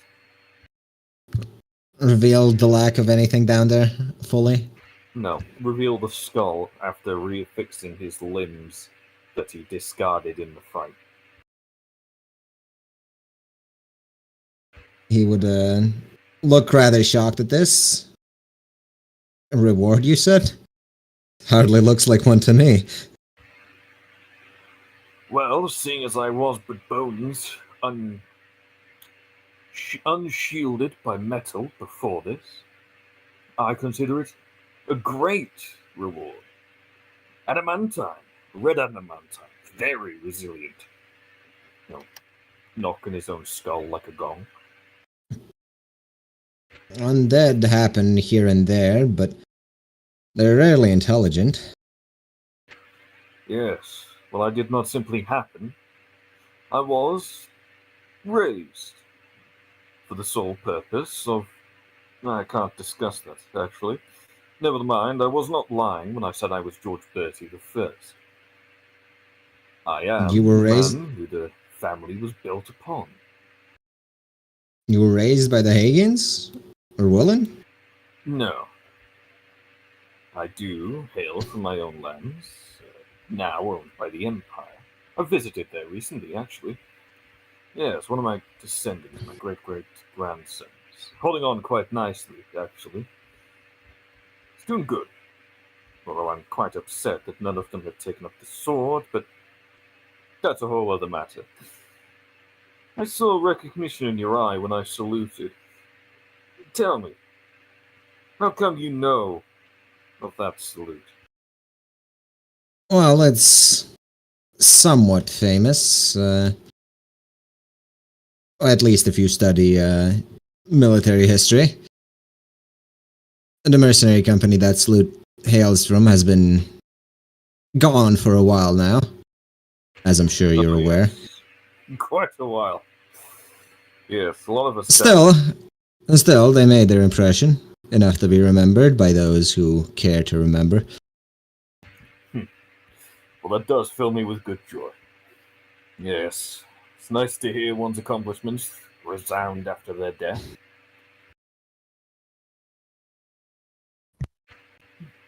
Tell me, Medici, why did your men take up this oath of non-surrender? This is our land. It's up to us to keep it. Of course. Keep it but had you safe and simply pure from... surrendered, it would have remained under your hands. Now another ruler will take your place. I very much doubt that. And even if it remained under our hands, what good is it in those hands if those hands are shackled by obligation to a foreign king? No. This is our home, and it ought remain as such. Still, there is a difference in failing to upkeep an oath and breaking it out of sheer want. And I'd say we've tried our hardest. You have, your men fought valiantly. And don't worry, there'll be no abuses of the prisoners. I do keep my word. You seem an honorable sort, even if you're... He stops himself from commenting on your condition further. Yes, I'm not unhappy with what I am now. I made terms with it. It's actually quite useful. I've no need to eat, sleep, or rest in any fashion. I can dedicate myself to my craft. It's quite lovely, actually. The shame is that a daemon in the sky restricts me from bearing myself to the world. As you saw. Almost all who are cursed don't resent the curse until they free themselves of it, feel that liberation. It's why I did have the option of regaining my flesh. You should have taken it. Postponed it. You should. I advise you take it as soon as you can. Those cursed have their hands led by evil, even if they do not realize it. No, I'm afraid that is untrue in my case. Nevertheless, that's besides the point. Are you aware of the cause for this war? I know that the council made a decision. A rather dishonorable one, but I am forced to comply. Yes. Tempted to arrest myself, my compatriots, and the King of Willand, newly raised himself, at a wedding, of all things, a wedding.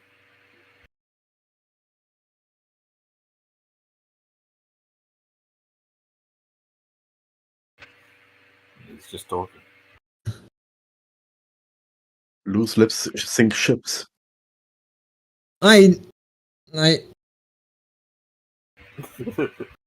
Well, he doesn't comment on the thing about Carr, but he does say it is rather disappointing if that's the timing they chose to kick this off. Yes. In the first place, you arrest the king. It's a whole breach of etiquette, rules from the way I understood the world in my life, and adjusting with the times has been difficult. Anyway, so the council forces will be here in the morning. The council holds justice in the highest of regards, even if their view of it is somewhat conceited. Yes, I do have to say, I'm not too fond of the racial prejudices your people show. But it's not a matter of race, as much as that's what Willand would paint it as. Arkaine too, I suppose.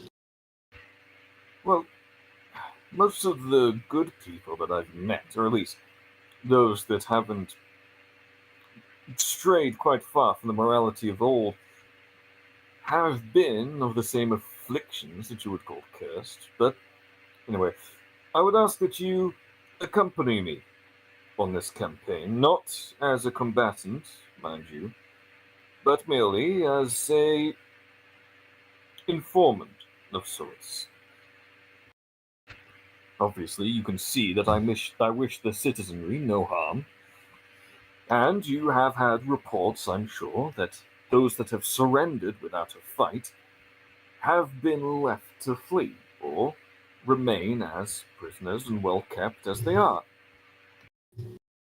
I would prefer if I stayed in my own keep, even if it meant staying as a prisoner. No offense to your personage, but marching on my own nation does not raise valor, as it were. I see. Well, a shame, but I obviously won't force you. Well, we will leave in the morning. Obviously, the guards will be seeing you to your room. You shall be severely restricted in the locations you may wander. Your men shall be either sentenced to prisonage within different homes within the fortress, or distributed amongst already conquered territories as prisoners of war, where they can be looked after safely without risk of revolt.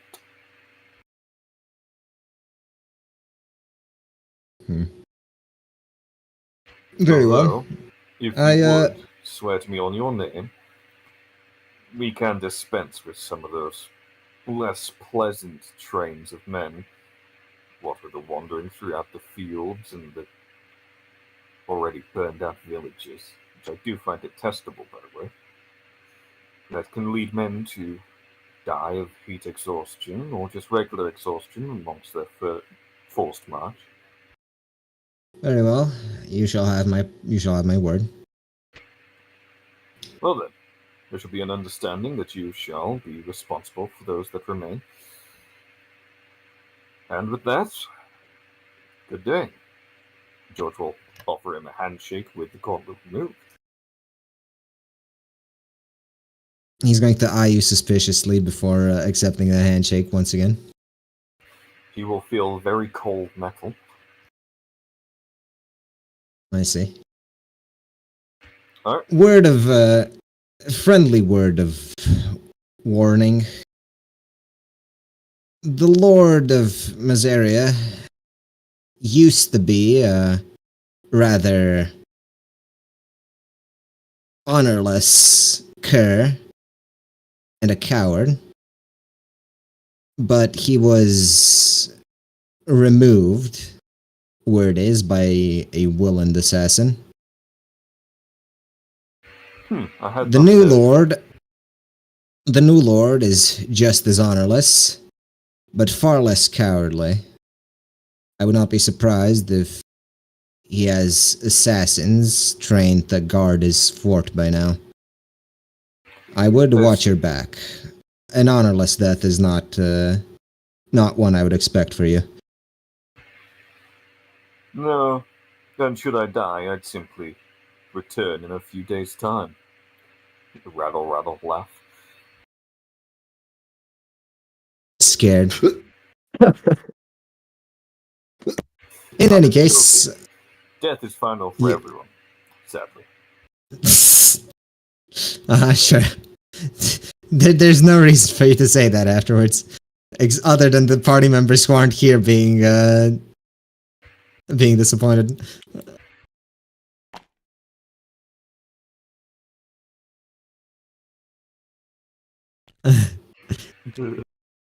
Anyways, that's it for George. Oh no.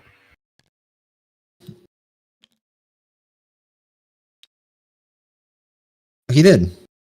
He did. Tell him he discovered them. To be fair, he was going for pommel death blow, not a I know. laser beam to the face. But also, I would reconstitute the following day from the burns. And how many men did we regain? I'm gonna say you keep the 40 you currently have. Oh, none of the Soldier on soldier. The wounded are staying behind to garrison the keep. Soldier on soldier. Nice. Well, Meanwhile, Sabina received, or I suppose Carr would receive the letter from Chun. oh yes, and George has also sent a With- letter that the fort had been taken. That one, I'd say, arrives sometime after the Chun letter.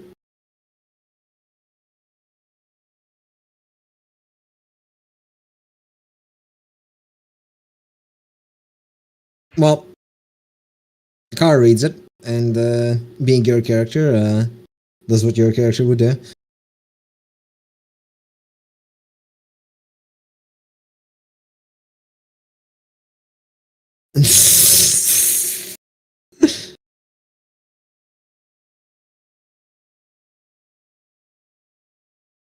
All right.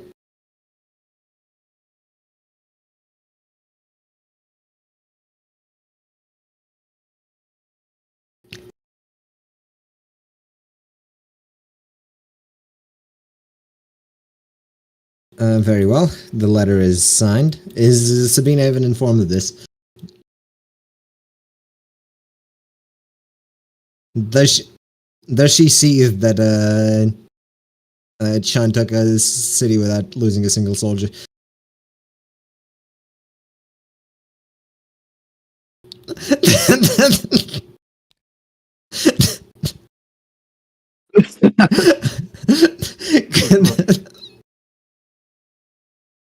In any case, the letter is sent back. What else are you doing other than looking at letters all day? We've got an assault.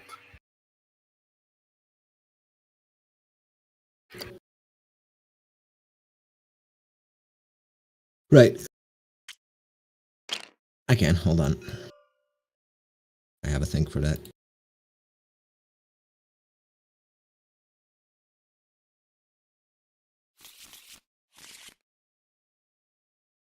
All right. Give me a your major arcana. Let's see.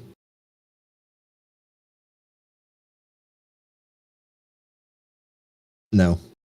You can reshuffle them if you want, but in fact, you probably should, considering the pace this is moving at. You wouldn't have them the same ones every day, would you?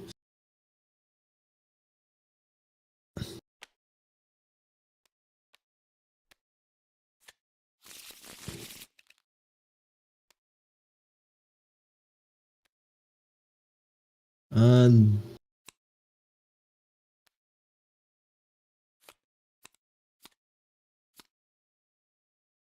Sure.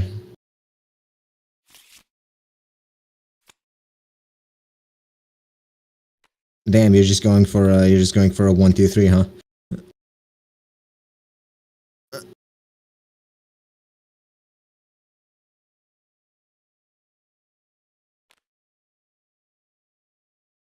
Uh, all right.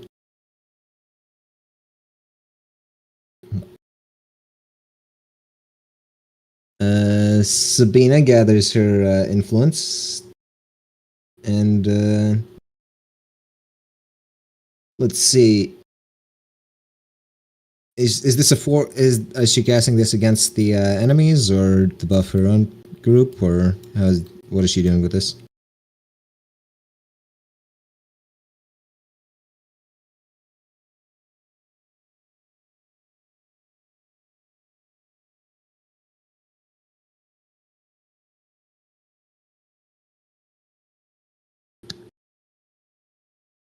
All right.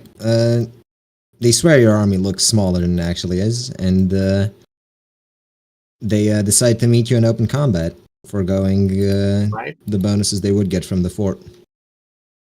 Can I do something to counteract the like nausea thing while this is happening? You don't even know what's causing it, other than that. I suppose you may have overheard the general point at some weirdly arcane-looking towers in the distance. I mean, I don't know what's On the, causing on the it. city. I don't see why that would necessarily mean I can't try to shield though, or treat the symptoms, or nullify the symptoms. Because Because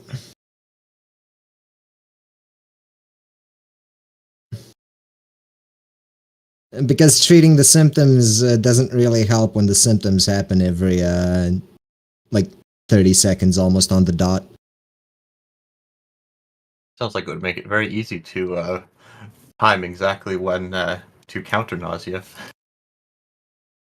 But you're not exactly sure what type of magic or even what they're like. You don't know what the fuck this is doing, and it's hard for you to tell specific. Actually, hold on. Would it might actually affect May? Yeah, it probably would affect May as well because the vampire thing. So, as far as you can tell, that's what it seems to be doing.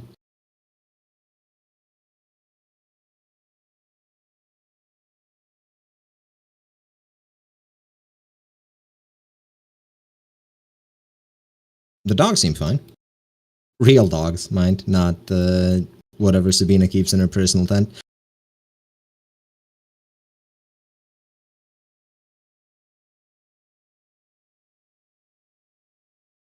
Anyways, you charge forward. They lose their fort bonus. Get a +3 to this roll. Because nausea towers. You get a +3 because the nausea towers are still annoying as shit.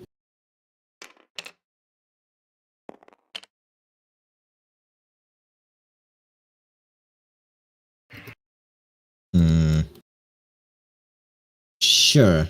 Alright.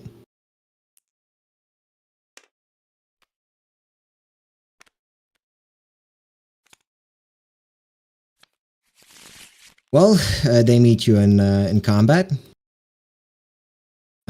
Even with the hero die, they hold their own.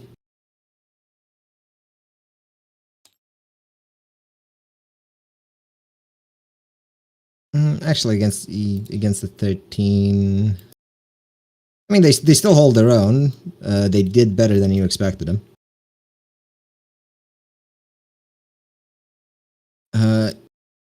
They are beaten back. Well, yeah. They are beaten back, but you do not manage to get into the fort just yet. In fact, the wall stands strong. Yes?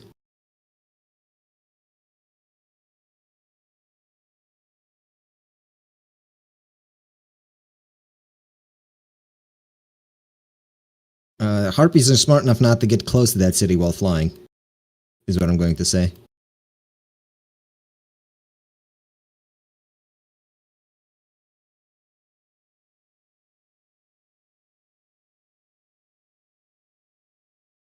I'll be right back.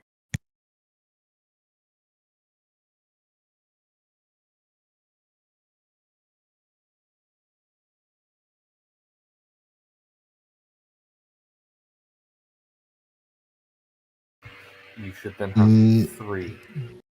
Should that be for next day, though?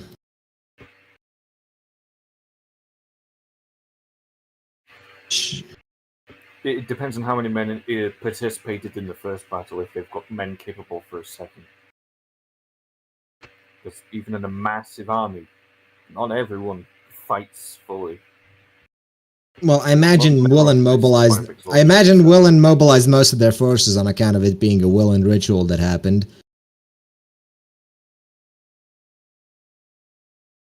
The Arkanglians helped out and suffered mostly.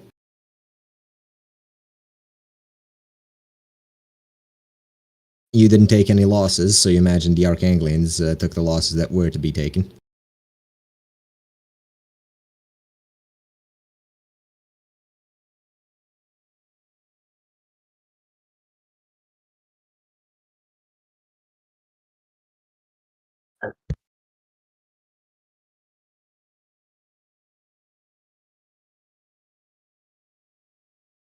Bird gets sent midair.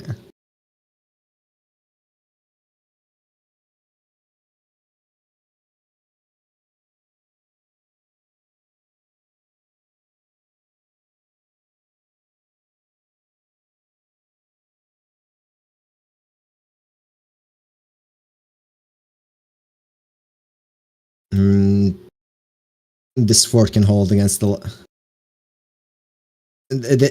this fort can hold against the likes of you. Bigger armies have died here.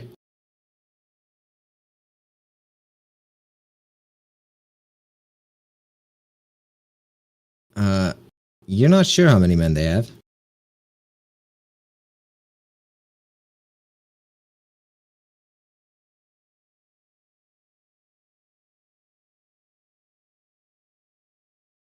For what it's worth, they seem confident.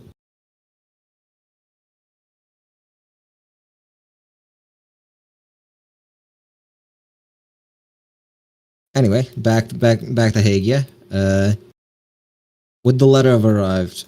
Yeah, nope. So Hagia is just sitting, pretending to siege. We just Yeah, have a few George. days. Is it 2 days or is it 1 day? It's 1 day.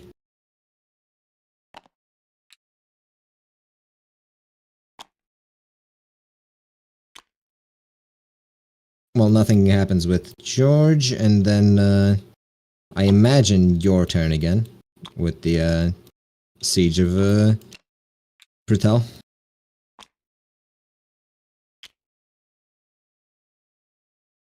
The fact that these are ever so slightly off, and you have to keep fucking rotating them.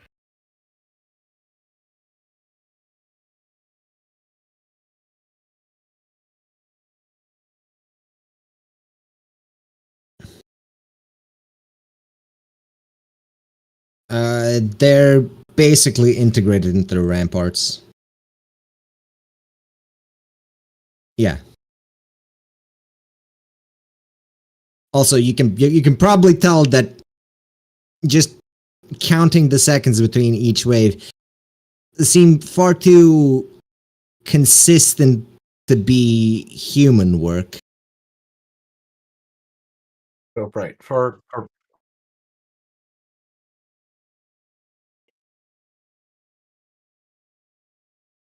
whether or not it affects me, what is like, is it detecting non-humans genetically or what? Because genetically, you You wouldn't don't be. know what it's doing. You haven't studied it. And you didn't care I'm to just learn wondering if it anything about actually. you didn't care to learn anything about the way the compact operates or their philosophy on anything. So no, you don't know what they're doing. No,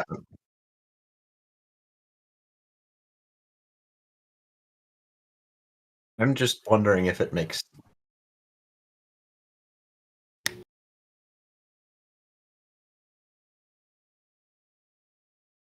I'm just thinking, does it actually?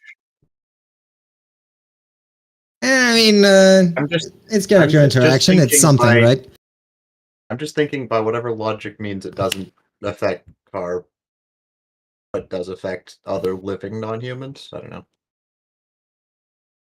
Oh, he's Card, human. Car, and some of the. Actually, you wouldn't even have human mages in your army because this is a fucking backup of a backup army that you're running into this. You're running into the city. What? No forces from the west? I'm thinking you don't have that many humans specifically, because most of your mage contingent in the main army is human. Hmm.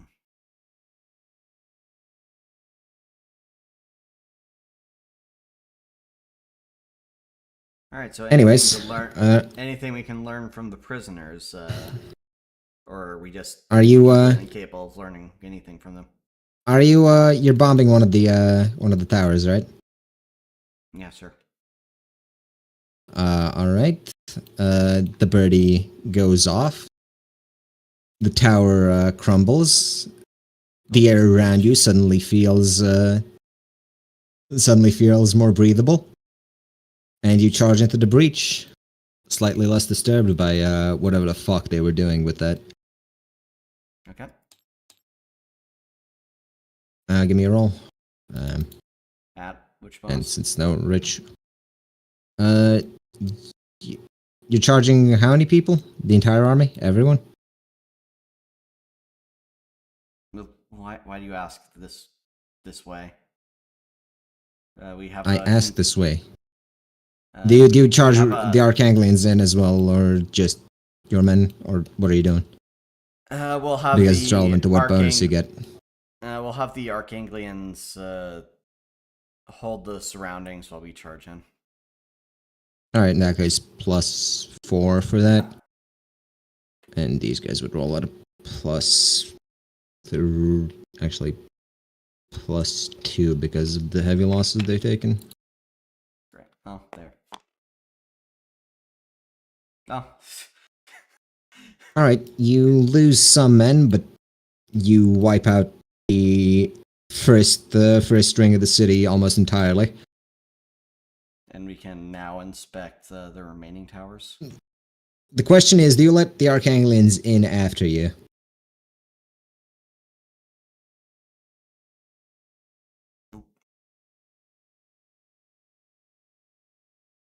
Because you are going out of your ways not to kill civilians. Sabina will diplomatically state that she wants the Arkanglians to hold the defensive perimeter in case there's another army of the compact that can spring on them. All right. Roll a speech. Let's see how well Sabina can word this diplomatic suggestion. Yeah. All right. They're Subtext: fuck off. You're not killing civilian. I mean, they're gonna do it once you're out, anyways. For Arkanglia, this is fucking kill or be killed, essentially, and they're choosing not be killed. Thank you very much. After disabling the walls of nausea, Sabina is, of course, sending another fucking recommendation for the surrender.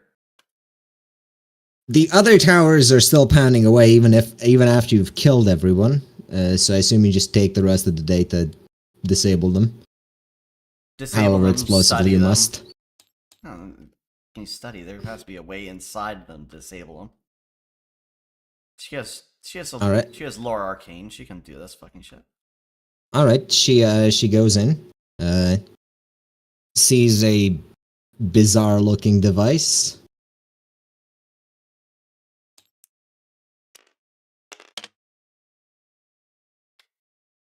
It's a device that looks bizarre. What is with her rolls And the today? device for devising devices. That's a failure then. Yeah, that's a failure then. You might have more luck studying it from the lore religion side of things. How?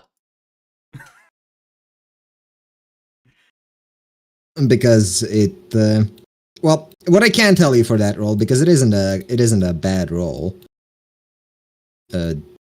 is that you can tell that it operates off of what you would call compact principles, because you don't have another word to describe the way they run things. Their faith. It's essentially a faith, even if they don't call it that. Okay, so it's a faith-powered device. Okay, we just disable whatever. It's not really a faith-powered device, because it's not like they pray into it. But all the imagery around is very much their weird fucking triangle.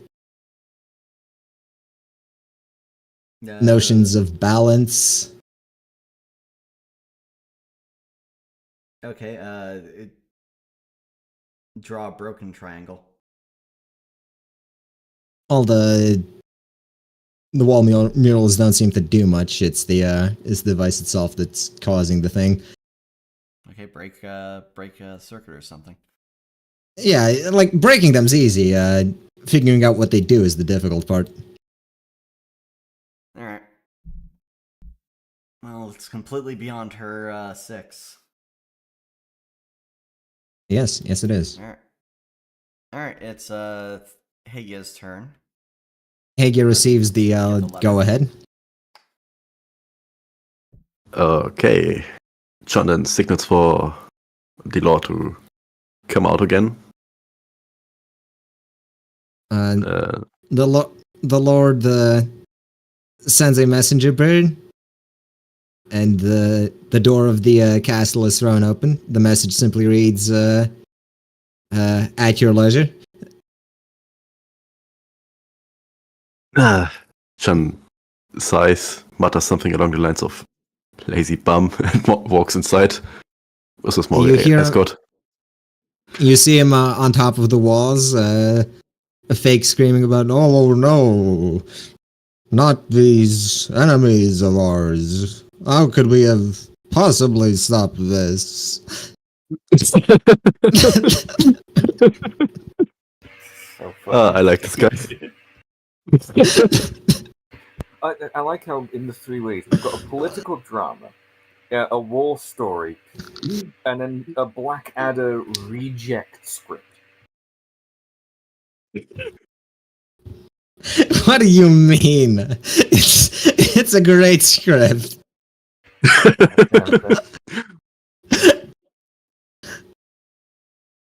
Well, As your army takes the city, he comes down to greet you personally. Well, then it's all sorted, I take it. yes, it is. And Chan hands over the letter. I must be captive then. Shame. Long marches don't suit me. Well, if you have a symbol or, I don't know, a relative who would like to see the country, that would be accepted as well. I know that you might be busy. I made a promise to my people. I am the one that goes. As unfortunate as that will be for my knees. I'm sure we can provide a horse or something like that for you. Most appreciated. As an aside, do you want to keep this deal secret? It would be in my interest at the very least. Should the compact somehow turn this around, none has to know, do they? Covered plank one. What did you say? Get him a covered plank one. Yeah, just have two guys from the compact carrying around a wooden box with the. No, I mean, the thing is, right? Him being taken captive isn't strange in a war. All things considered. It's more just the deal that he made that shouldn't be public to anyone. Well, I mean, the fact that he's just walking along normally with them as a hostage. Now, where is this army going next? We were heading further down the coast. I see. Well, you'll find no rational people there, not like you and I. Dogs to the compact. Dogs to the council, the lot of them. Always jealous of our status as a free city, too. Oh, When that's I'm having unfortunate. a meal, a succulent Chinese meal. Get your hands The 400 of my treasure, Very well. Shall you take today here? Rest your armies? Yes, I believe that would make the whole ruse a bit more believable. Likewise. You are welcome to stay in the palace. No reason for a saint to sully themselves in the streets. My thanks.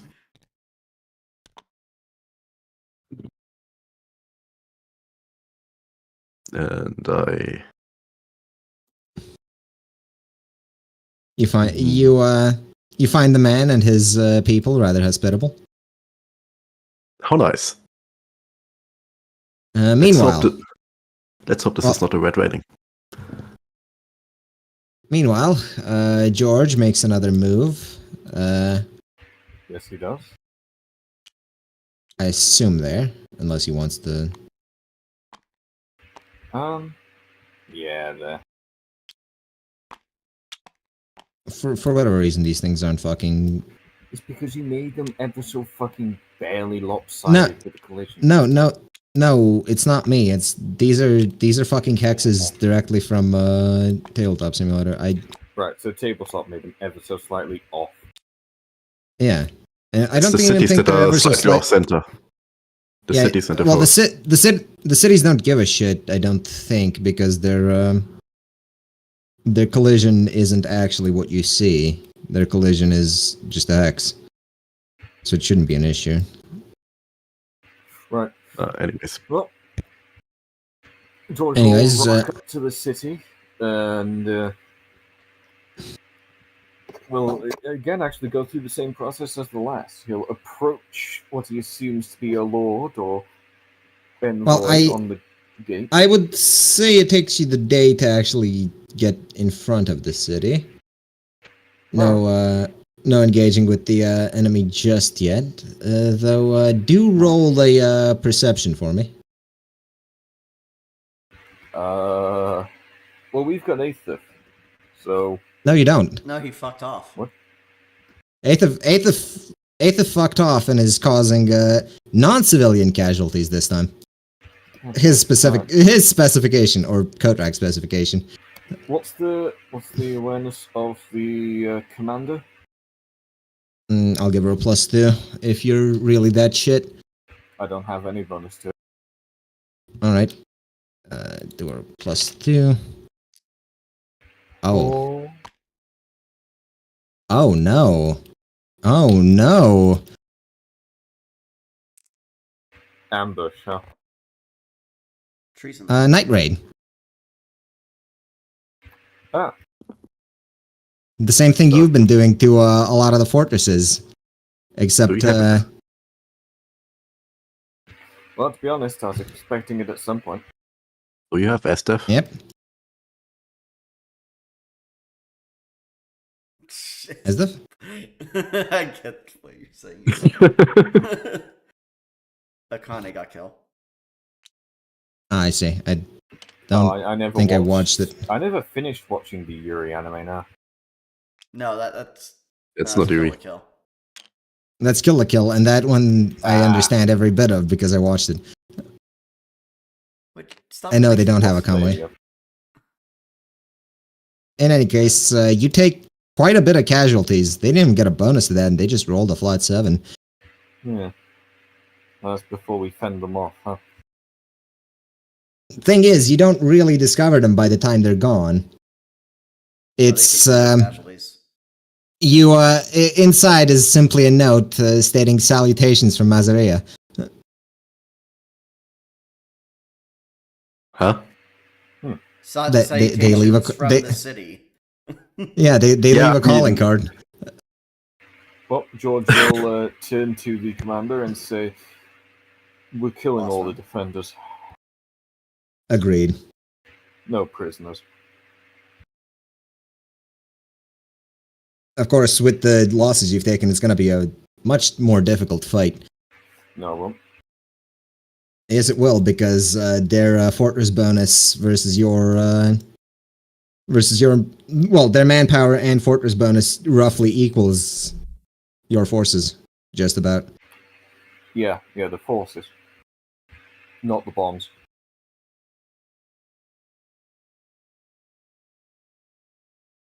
All right. I suppose that's all for me then. Oh yeah. An ambush. Meanwhile, Sabina's doing decently well, I think. Possibly. You've dismantled the first ring of 4. Well, let's try another magic trick.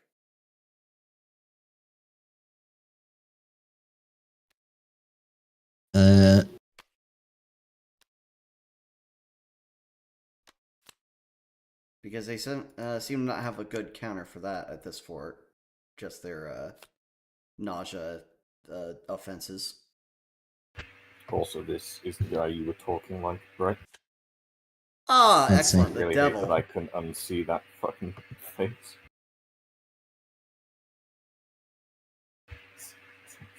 I don't know who that is.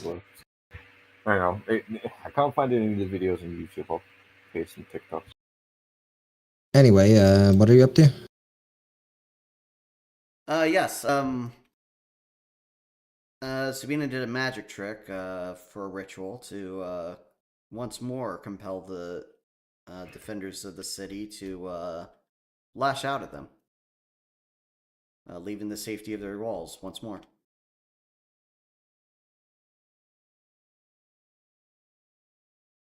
This time guided by the devil.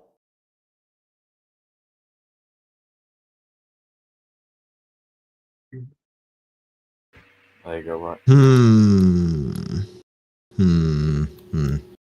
Well, alright. These guys don't have a lot of magic defense, Also, and do a magic trick to just empower or protect or whatever our forces. you haven't mentioned anything about doing rituals so far, but I suppose asking May if I can. Yeah, there's nothing stopping you. Just Yeah, pull a major from the top of your deck. See what you get. Okay. Let's see. Ooh, death. All right. Just give me a D10. Her. All right. And I'm considering you not doing this with the Archangelian forces. Yeah. Because they were explicitly told to stay out. Oh, so this would be not vampirism magic. Yeah, not for that. vampirism. This is a darkness sweeps over the a darkness sweeps over the city. A very sharp darkness, a stabbing darkness with knives in it. And Intimidative. as it as the darkness passes over like a fog, dead are left in its wake, undefended. The second circle falls. Okay, and what about the devil? Discounts for certain Willand-based Emporium are left behind. I think that perhaps they shouldn't be, but you know. Listen, gotta advertise. I just think that this might be black advertisement, but I suppose it depends who finds them. Well, it's advertising for your army, not for the I enemies. suppose that's the one that's more important, anyways. Anyways, that's the devil and the death combined. Oh, that's The second circle is taken. Fantastic.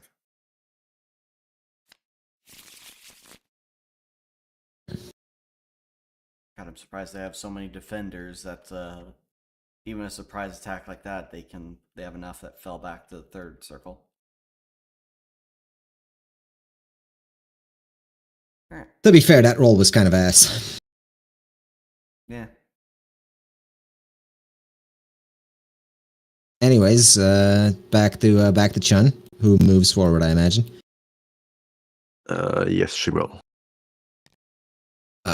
Old man being pulled along by Hagians and or horses, whichever is old obese man being pulled along by whichever is Just put them- funnier. Put him in a carriage. Or a cart. No, a cart would be unbecoming for a Wheelbarrow. noble. What are they called? A rickshaw. That's what he's getting Pangolin. dragged along in. No, it's a pangolin. At least they try yeah. through the bottom. Alright, so that's Hage's turn. Yep.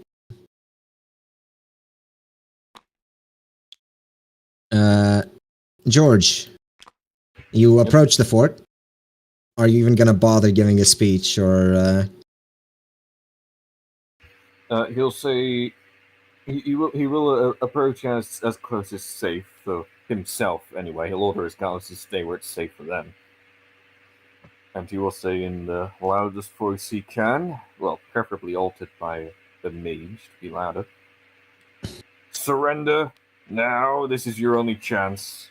You should be unharmed. The citizens, stay in your homes. Do not interrupt the proceedings to come, and you shall be left alone, as it was before. You seem rather diminished. Something happened last night. A smug-looking person looks from the from the wall. What a fucking faggot. Is that a rejection of surrender? I don't think you could take us. Alright, and George will order his men to launch the assault as he fires off the Bertie. He's specifically not waiting for that dickhead to get off the wall, and he's aiming for him. The walls filled with archers, ready for your advance, knowing roughly which part of the wall is gonna go from the birdie, seeing where you aimed it. Well, that's fine. The men are prepared for this. Are they though? Let's how do some rolls. +4, is it +3? It would have been a How long did it take plus. the bombs to get to the wall and blow up? He has to deploy them like half a kilometer. He deploys them half a kilometer out. Roughly, at least. It's a variable fuse. Yeah, But I doubt furthest they can be used, but they get less accurate. Yeah, I doubt you go. I doubt you go that far, but I doubt you get any closer to the walls on account of siege weaponry actually being able to hurt you. Yeah, I stay at a range of their siege weaponry, but their archers and such cannot hurt me. So true, but they can't hurt your men, and charging the fort alone, even for you, is suicide. Yep. But once the Bertie goes off and the men are charging, even if they're ready for it, it's still going to cause disruptions. You would roll at a +4, they would roll at a +3, so let's...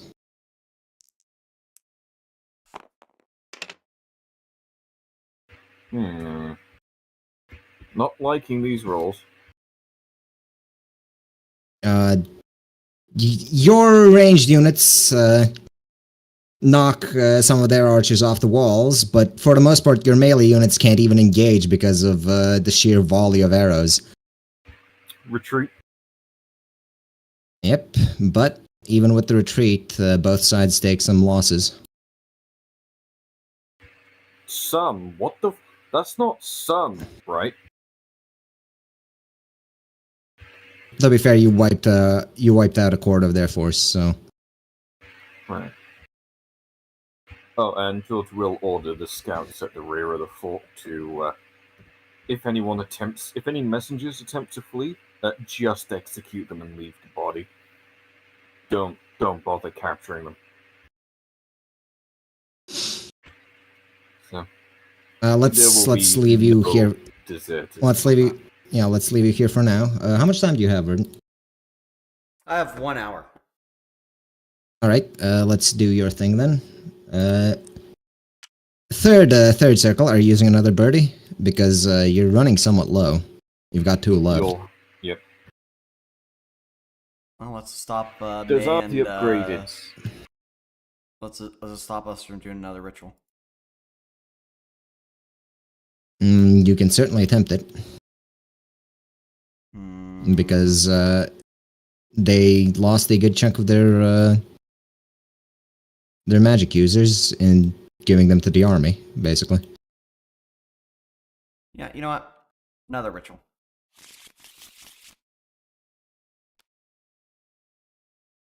I will say you're gonna have to fucking take a breather because back-to-back citywide spells are not easy on anyone.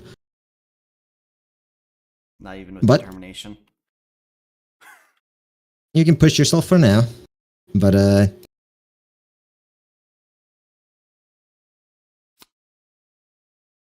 Chariot will help your men charge, but the question is who exactly they'd charge against.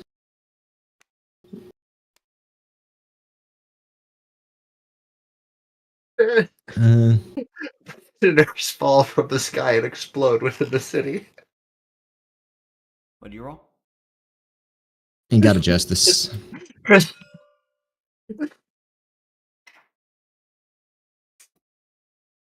Look, after Honestly, justice being justice is not exactly something you'd prefer to use in this city. I don't think, considering they have much heavier losses than you do.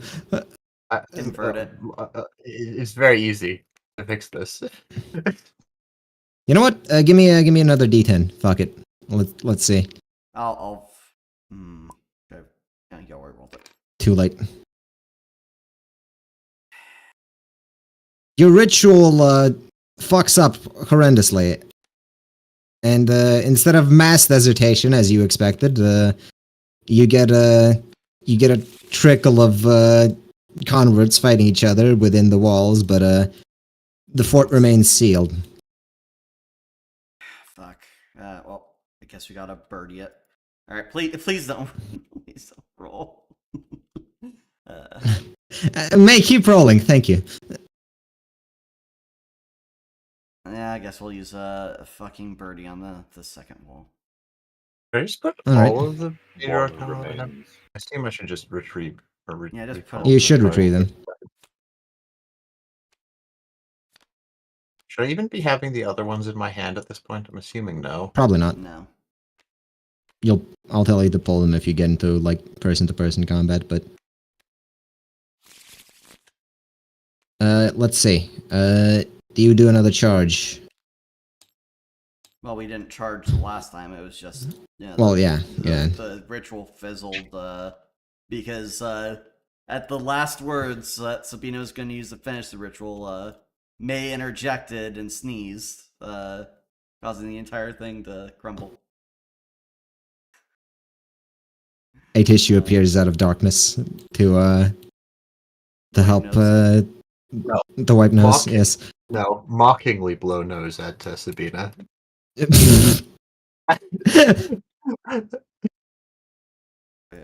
Anyways, do the D10 plus 3, Only plus 3. and they have very few defenders left, so they're rolling at a regular D10, and they're capped at 5 anyways. So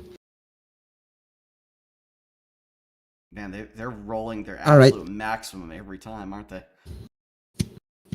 more or less. Third circle falls. You take some casualties, I'd say. 1, 2, 3, 4, 5.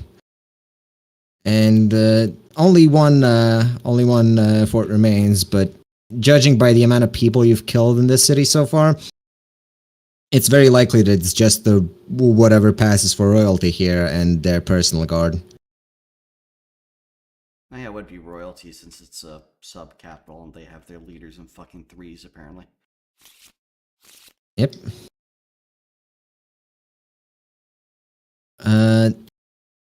Alright, let's carry on with Hegia, who make their way in scouting distance of Thormayana.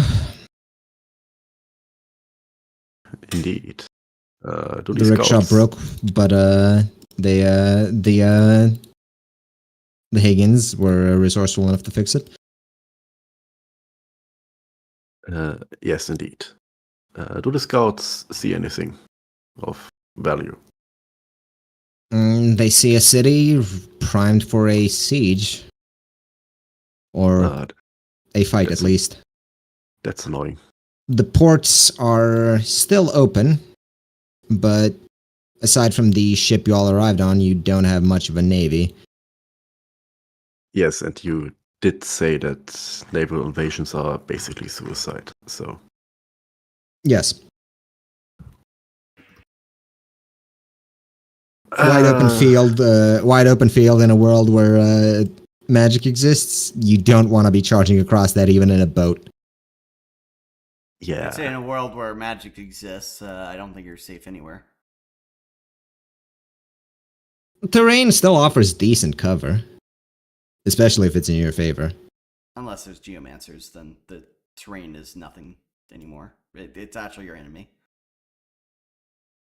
True. You fight your cover. Still, it's a lot easier. It's a lot easier for targets to be acquired on a flat plane than it is on a covered one, even for geomancers. See, I know how Soleil is able to take an entire city in a night by herself. She just practices the art of turn the entire land against their defenders. They can't possibly fight against everything they depend on, which is, the ground. Listen, there's Scorched Earth, and then there's Soleil, alright? With whom we had nothing to do. Still such a shame she did that. Yeah. Shame, you asked for it. Why would Soleil do such a thing? You asked her to do it. Anyways, George, another day dawns, unless you, actually, no, even if you spend most of your night defending against the raid, I think. Or making sure one doesn't happen. Yeah, George would make sure one doesn't happen by making sure that there is a series of fires lit. George just sort of stands out there like a scarecrow T-posing at any invaders. No, just if he sees any enemy scouts or anything, he beheads them. Yep. And mounts their heads in front of the city gates in the darkness. For what it's worth, another night assault hasn't happened. You ready for another? You ready for another fight? I imagine. Yep. And George sends word back that he's going to need reinforcements. The smug-looking man appears on the walls and says, "Now then, ready to give it up? I'm more than merciful." Yes. Well, be that as it may, you are going to die unless you surrender. Yesterday didn't seem like it. Is that a refusal to surrender? You're the one refusing to surrender. I'm offering here. I know you are, but what am I? George will retreat back to the command tent and will say, at the first sight of changing guards, we attack.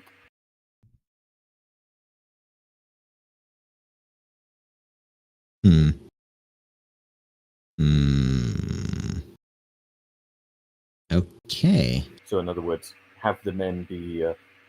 don't allow the men to fully, just laze about, but don't have them stood, in formation. Essentially,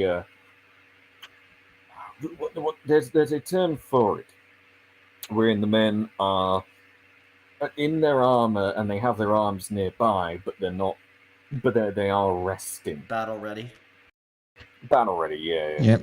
Maintain the men in battle ready. At the first sight that there's any sort of guard change or distraction amongst them, we will launch an assault. Scouts report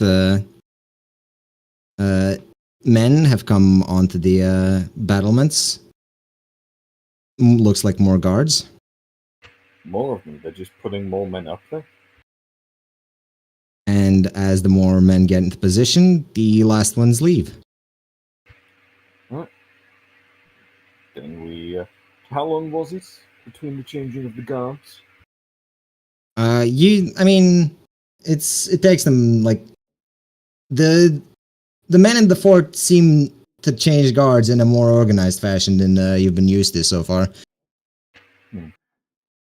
So I can time it. Alright. Yeah. Alright. There's a brief period of time when there's double men on shift for 5 minutes, and then there's back to single men on shift, essentially. That would be nice to know for explosive weaponry. What do I? Double the targets. Actually, yes. Well, in that case... Meanwhile, allow me to do something real quick. Because this asshole really wants to make you hate him, I think. Well, hang on. George is going to, at the changing of the guards, George is going to step out in front of them at the similar position to where he launched the last Bertie, and he is going to set off another one at the changing of the guards, where there's double men. All There right. will be no assault. And you crack open a wall. How Would they how even quickly lose- Can they, no, how quickly can they escape from guessing where the birdie's going to land? To be fair, he's very obvious when he's setting it up. You can't hide it. Yeah. True. You can't really hide it. It's not like they're really guessing where it's gonna land. They know exactly the rough area it's gonna land. It's just a matter of Yeah, the Bertie will set this timer to be a bit longer, so it goes off inside the walls. Right. Still destroy them, but more the blast So- is internal than directly so- on you. Yeah, so what would be happening then is the men are retreating from the walls itself, so nobody gets killed from the wall falling, and yeah. kill the retreating forces. Yes. But they take some few casualties from that, but nothing too major. You are visible whenever you do this. Yep. It's not a big And then surprise. The next time that they go to change guards, or if any of them attempt to move any of the rubble, then we launch the assault. Give me a. You know what? Give me a D10 plus 2, just real quick. Right.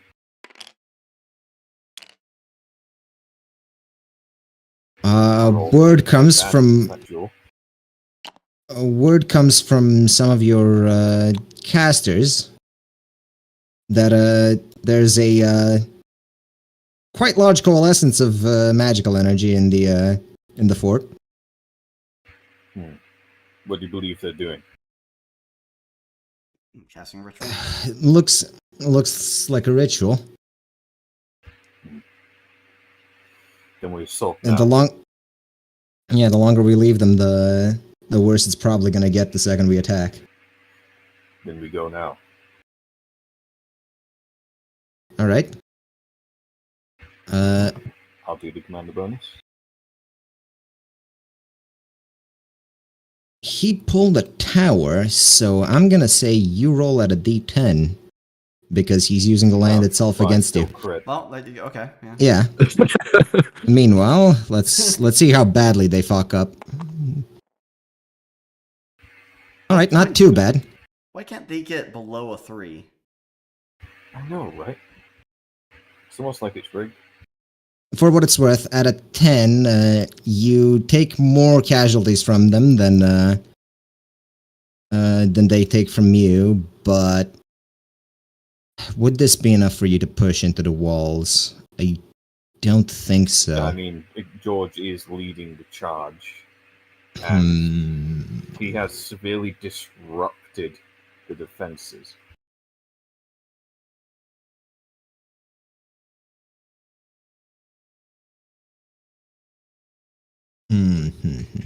I suppose it should be enough for you to push into the walls, but they haven't lost that many people.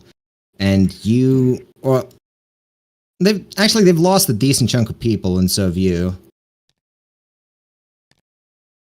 Thinking about it, because that still is a crit, but no, not there. You had 27, you lost 8. George has already sent word for reinforcements to meet him, Oh. so it shouldn't take too long for them to come back up. The man is, despite you pushing in, the man is still decently confident. You can see him gallivanting on the walls, offering you a great deal on your surrender. But wait, there's more.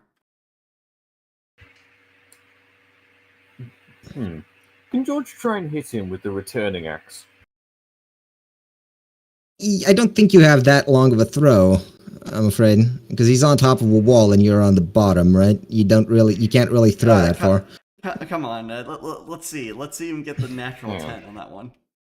All right, you know what? Sure, roll it, but it'll be a very difficult. I've got 4 athletics. Come on, It's not Athletics cool. about never work athletics. athletics have never worked for combat rolls. Quit asking. All right. Well, what about this then? I take the 2 arms, right, the 2 spares, and I take off the hand of one, and I place the shoulder of or the forearm of one rather, and the hand, and I place the shoulder, like the upper arm bones together, so that they link to 2 longer bits, and then I link the forearms together to make a longer section as well, and I throw the axe like that. By the time you're done doing all of that, he would have probably noticed, I'm afraid. Aw. Alright, well, let's just... You can still do it. You can still do it, but... Oh. So the axe... I imagine with that, the axe doesn't fall short. It goes way further and just misses him entirely on both the way there and the way back.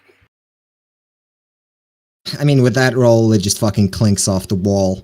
He hears it, and he looks down at you and scoffs. Oh, If you're throwing arms like that, you may as well give up now. You won't This be guy's so response. cocky when I throw you off of your own tower. Or better yet, Tell when I flay you and display you like a cape amongst your men. We you are the what. good guys. Tell you what. Leave my city alone, and I'll let you and whatever's left of that army leave.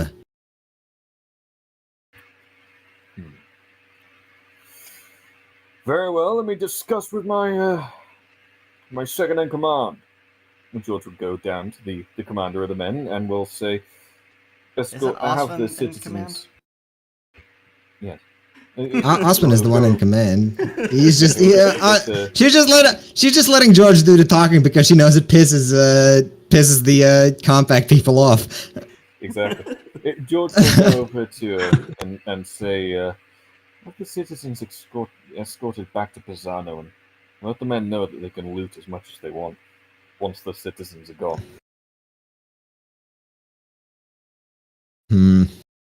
Damn. Not all sure that about the has to looting happen part. is someone to Does go back on your word is someone to piss you Well. off. We'll burn the city when we've looted. Wow. Raise a city that is going to be Willens once. Of course, leaving the industrial centres alone, but pleasure houses, bathhouses, any art galleries, What? stuff like that, burn it. Why are you raising Pisano for this city when you No, gave your word? that not you weren't going Pisano. to- No, not Pisano. anyway, Nice. that's it for today in Portions of the your city, anyway. army. I think let's do Sabina's thing. Final bit of the walls. Just really, it's just the royalty left in there. Yeah. Sabina's going to lead. Before you mhm. before you get an attack off, you get word from the general of the Arkanglian forces. He says he doesn't really understand why you're so hellbent on keeping these lunatics alive, but he's willing to let the people go if you're able to capture the nobility so they can have a public execution. We will see what cards are on the table. I will hold that. I'll keep this offer in mind. Very well. She'll send back. Well, yeah, he's not gonna send another letter. He's just gonna take that. Yep. And Sabina is going to help lead the charge on this one by using her magic as a battering ram to blow down the gate to the inner keep. All right. You know, clones, of course. Very destructive power. The door buckles. The keep's magic defenses are high, even against your clones. There's a reason the birdies are as useful as you find them. Specifically because it's not a magic explosion. Not really, anyhow.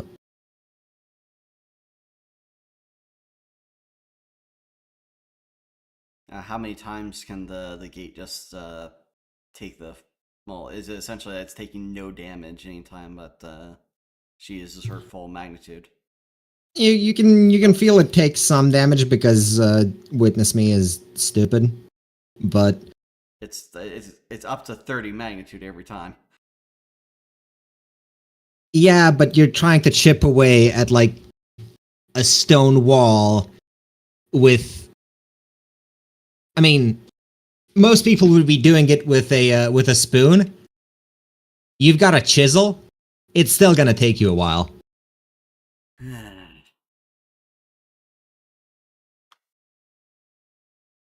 Well, is it any faster than just having a fucking battering ram brought up? Because that can also be arranged.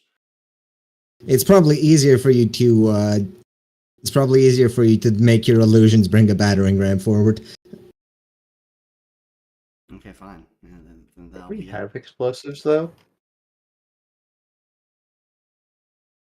Well, I mean, you we're could not use your gonna be last birdie on this, but it seems we're not wasteful. gonna be burning it all here. We have other places to go. In any Other ca- places to deploy them. In any case, a battering ram is brought forth.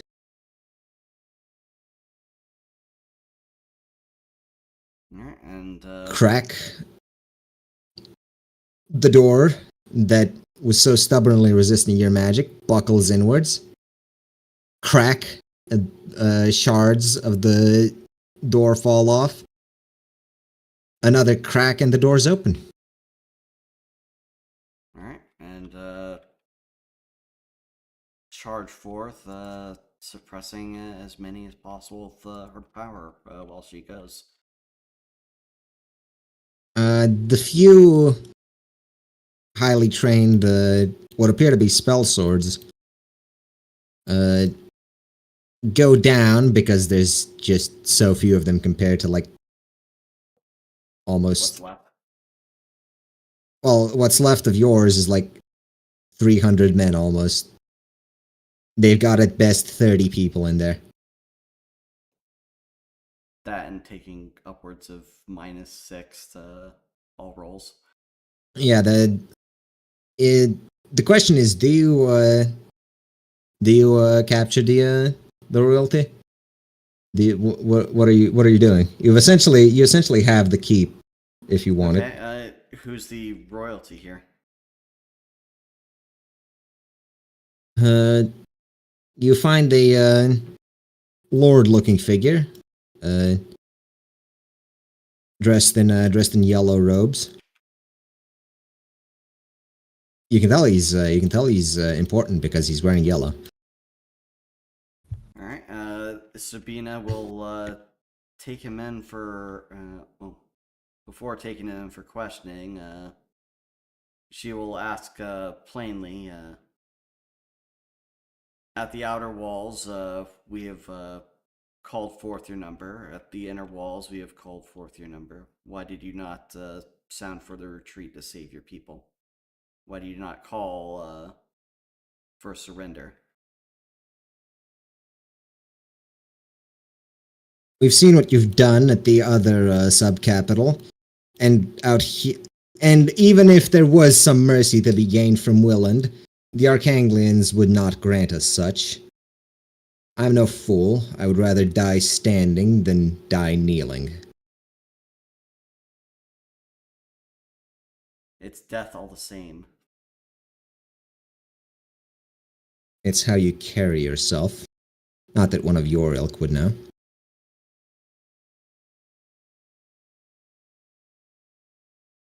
Let's.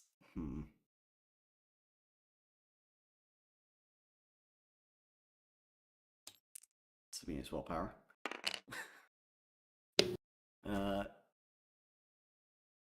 She centers herself and says, though we do not look it, we are both of nobility. I understand pride and honor.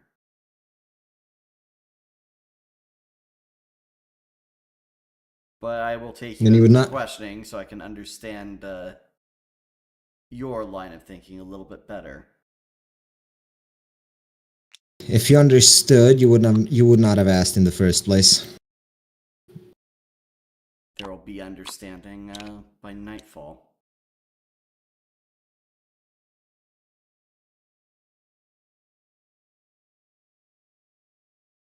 I will come quietly.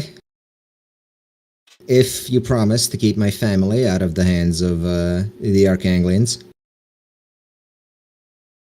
What did the general specifically request for? The nobility. All of them. All of them. Public execution for the lot. Sabina would say, to keep you and your family alive would be condemning the people to the Arkanglians. That is the price they ask of us for our actions. Do you have a response for them or any requests of your own? I should have expected no different from the barbarians. I will do my best to Fine. keep your people out of their hands. Fine then.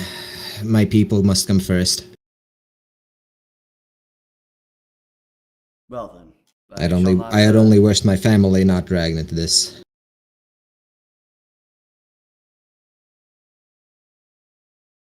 Sabina thinks for a moment and then says, what if I can offer them an escape into Willand?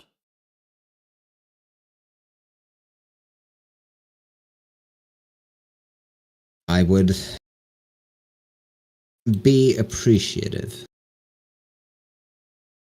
I cannot divulge too much. Oaths I've made would kill me if I did otherwise.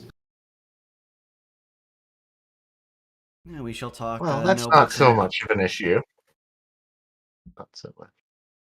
We will talk noble to noble. But we will make sure that your family is taken to safety within our walls to cut down on any atrocities. He bows and says, you are more gracious than I gave you credit. I apologize. You would do well to share the faith in the Callisto name with any you hold dear before you go. I will make sure that you'll not have your last moments in pain. Yeah. He just bows and is escorted by your men specifically. Yep. Arkanglians haven't been allowed into the city, despite their bitching and moaning by this point. Coping and seething. Yeah, so Sabina will take the guy prisoner for the night because she promised at least the morning for the general. May, what can you do to smuggle the family out?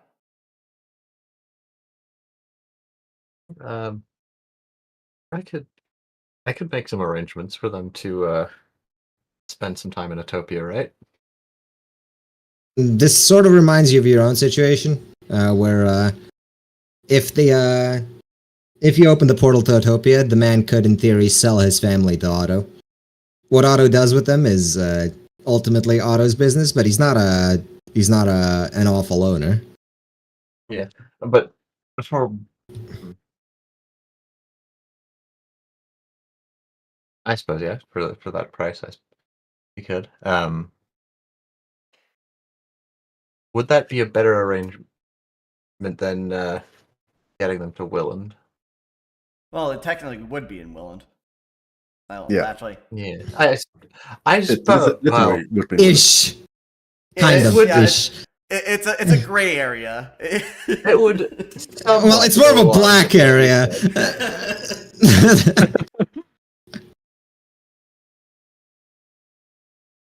Anyway, let's do one more round and then end it. Let's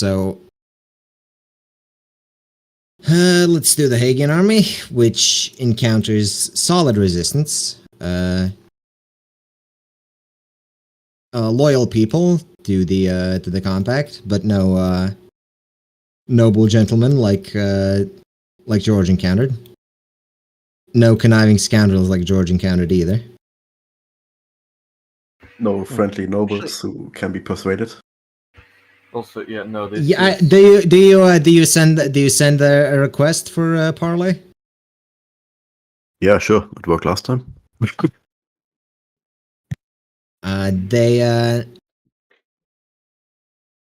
Let's see. Because of the charade you put on, they do know that you're not here to help them. Yeah.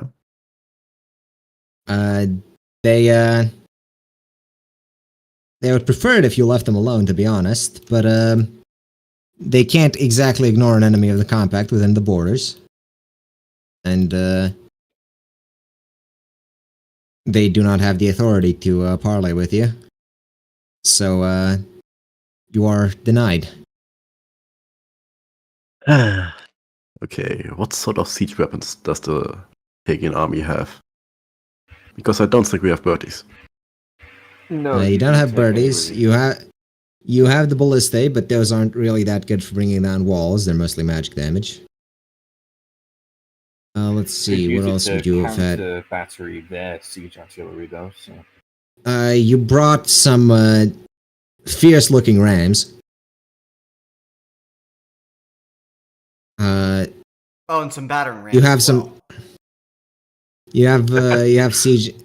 You have some siege engineers who assure you that given a few weeks, hell, even 1 week, they can construct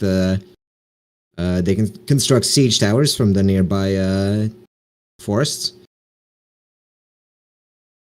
Okay. But it's mostly standard stuff, with the exception of the flamethrower carts, which are very useful for once you're in the fort, but not all that useful beforehand.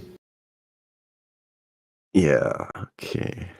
Can I do something?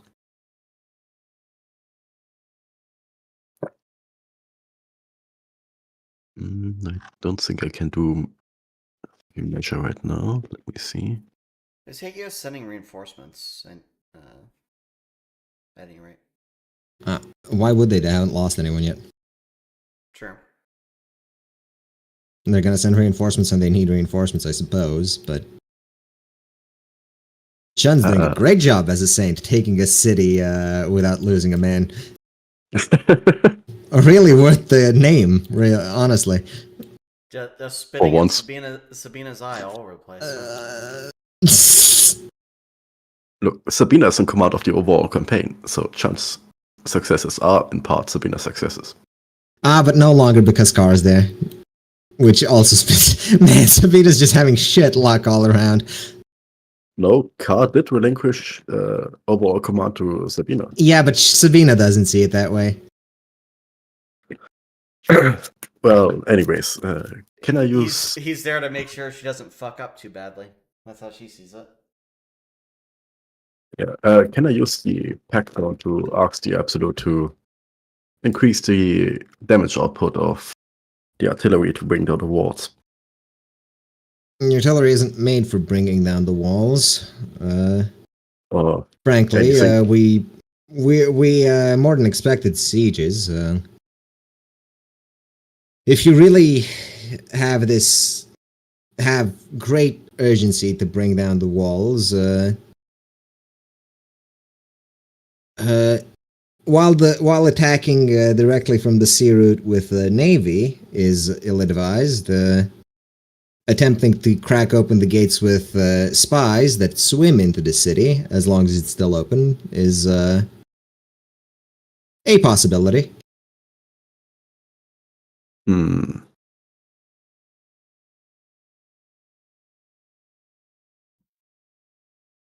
Well, we could prepare to send out some spies while the siege engineers do their thing. Though be sure to send some scouts towards the nearest enemy city to make sure that we don't get flanked. The men in your command tent oblige. The scout corps is told to, or the scout corps and spy corps are both told to prepare. And I guess we wait. I mean, you already got your response from the city. They do not Yes. particularly. Yes, they told us to fuck They- off. They can't parlay, and they don't want you here, so fighting is the only option. So let's turn this into an active siege then.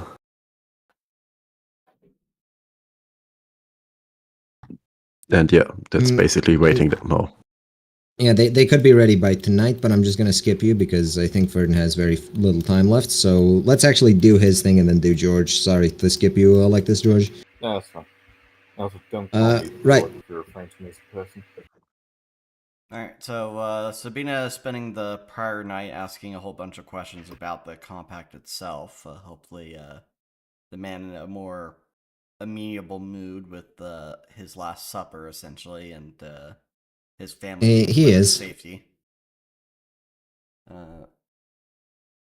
So they'll exchange pleasantries, talk about how the compact functions, their ideology, all of this, and Sabina's assurances that everyone under the will and control. Yep. She has been. I would, chasing after safety. I would like to go into more detail and probably will next session on everything you want to know about the compact. But for now, let's say that's what you're doing for today. But And well, that was the night prior. Yeah. She had told the general that she's going to deliver. She's going to deliver. Yep. The Arkanglian general the compact. The man ability they could find.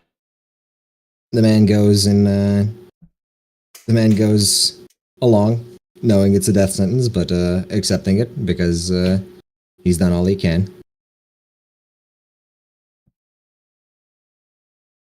Alright, and the Arkanglians get their pound of flesh for the guarantee that the civilians do not perish or suffer under any occupation. The general inquires about any of the other nobility. All of them must be put to the sword. None are within the city walls, I'm afraid. Huh. Must be a hidden exit somewhere. I'll have to ask the scout corps if they saw anyone fleeing. They probably put them down if they did. Whatever. Well, we have a trial to put on and an execution to make. You're welcome to participate if you want. Sabina will think carefully, and she says, I will attend as long as it's a clean death. We don't torture them, but we do not believe they deserve to live any longer. Nobility ought to be treated with nobility. A trial is put on. The various crimes, most of which you imagine are at least somewhat true of most of the nobility in the compact. And most people in the compact. And most human beings on Earth. Mm-hmm. But you know, trumped up charges as you do for a mock trial. Yeah, as they've done for Arkaine, yeah. The man, the man is somewhat defiant during this trial, telling them to just get on with it. He already knows what they've decided. This charade isn't convincing anyone.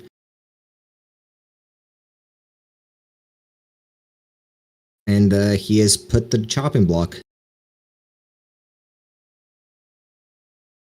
A headsman's sword rolls, and so does the man's head.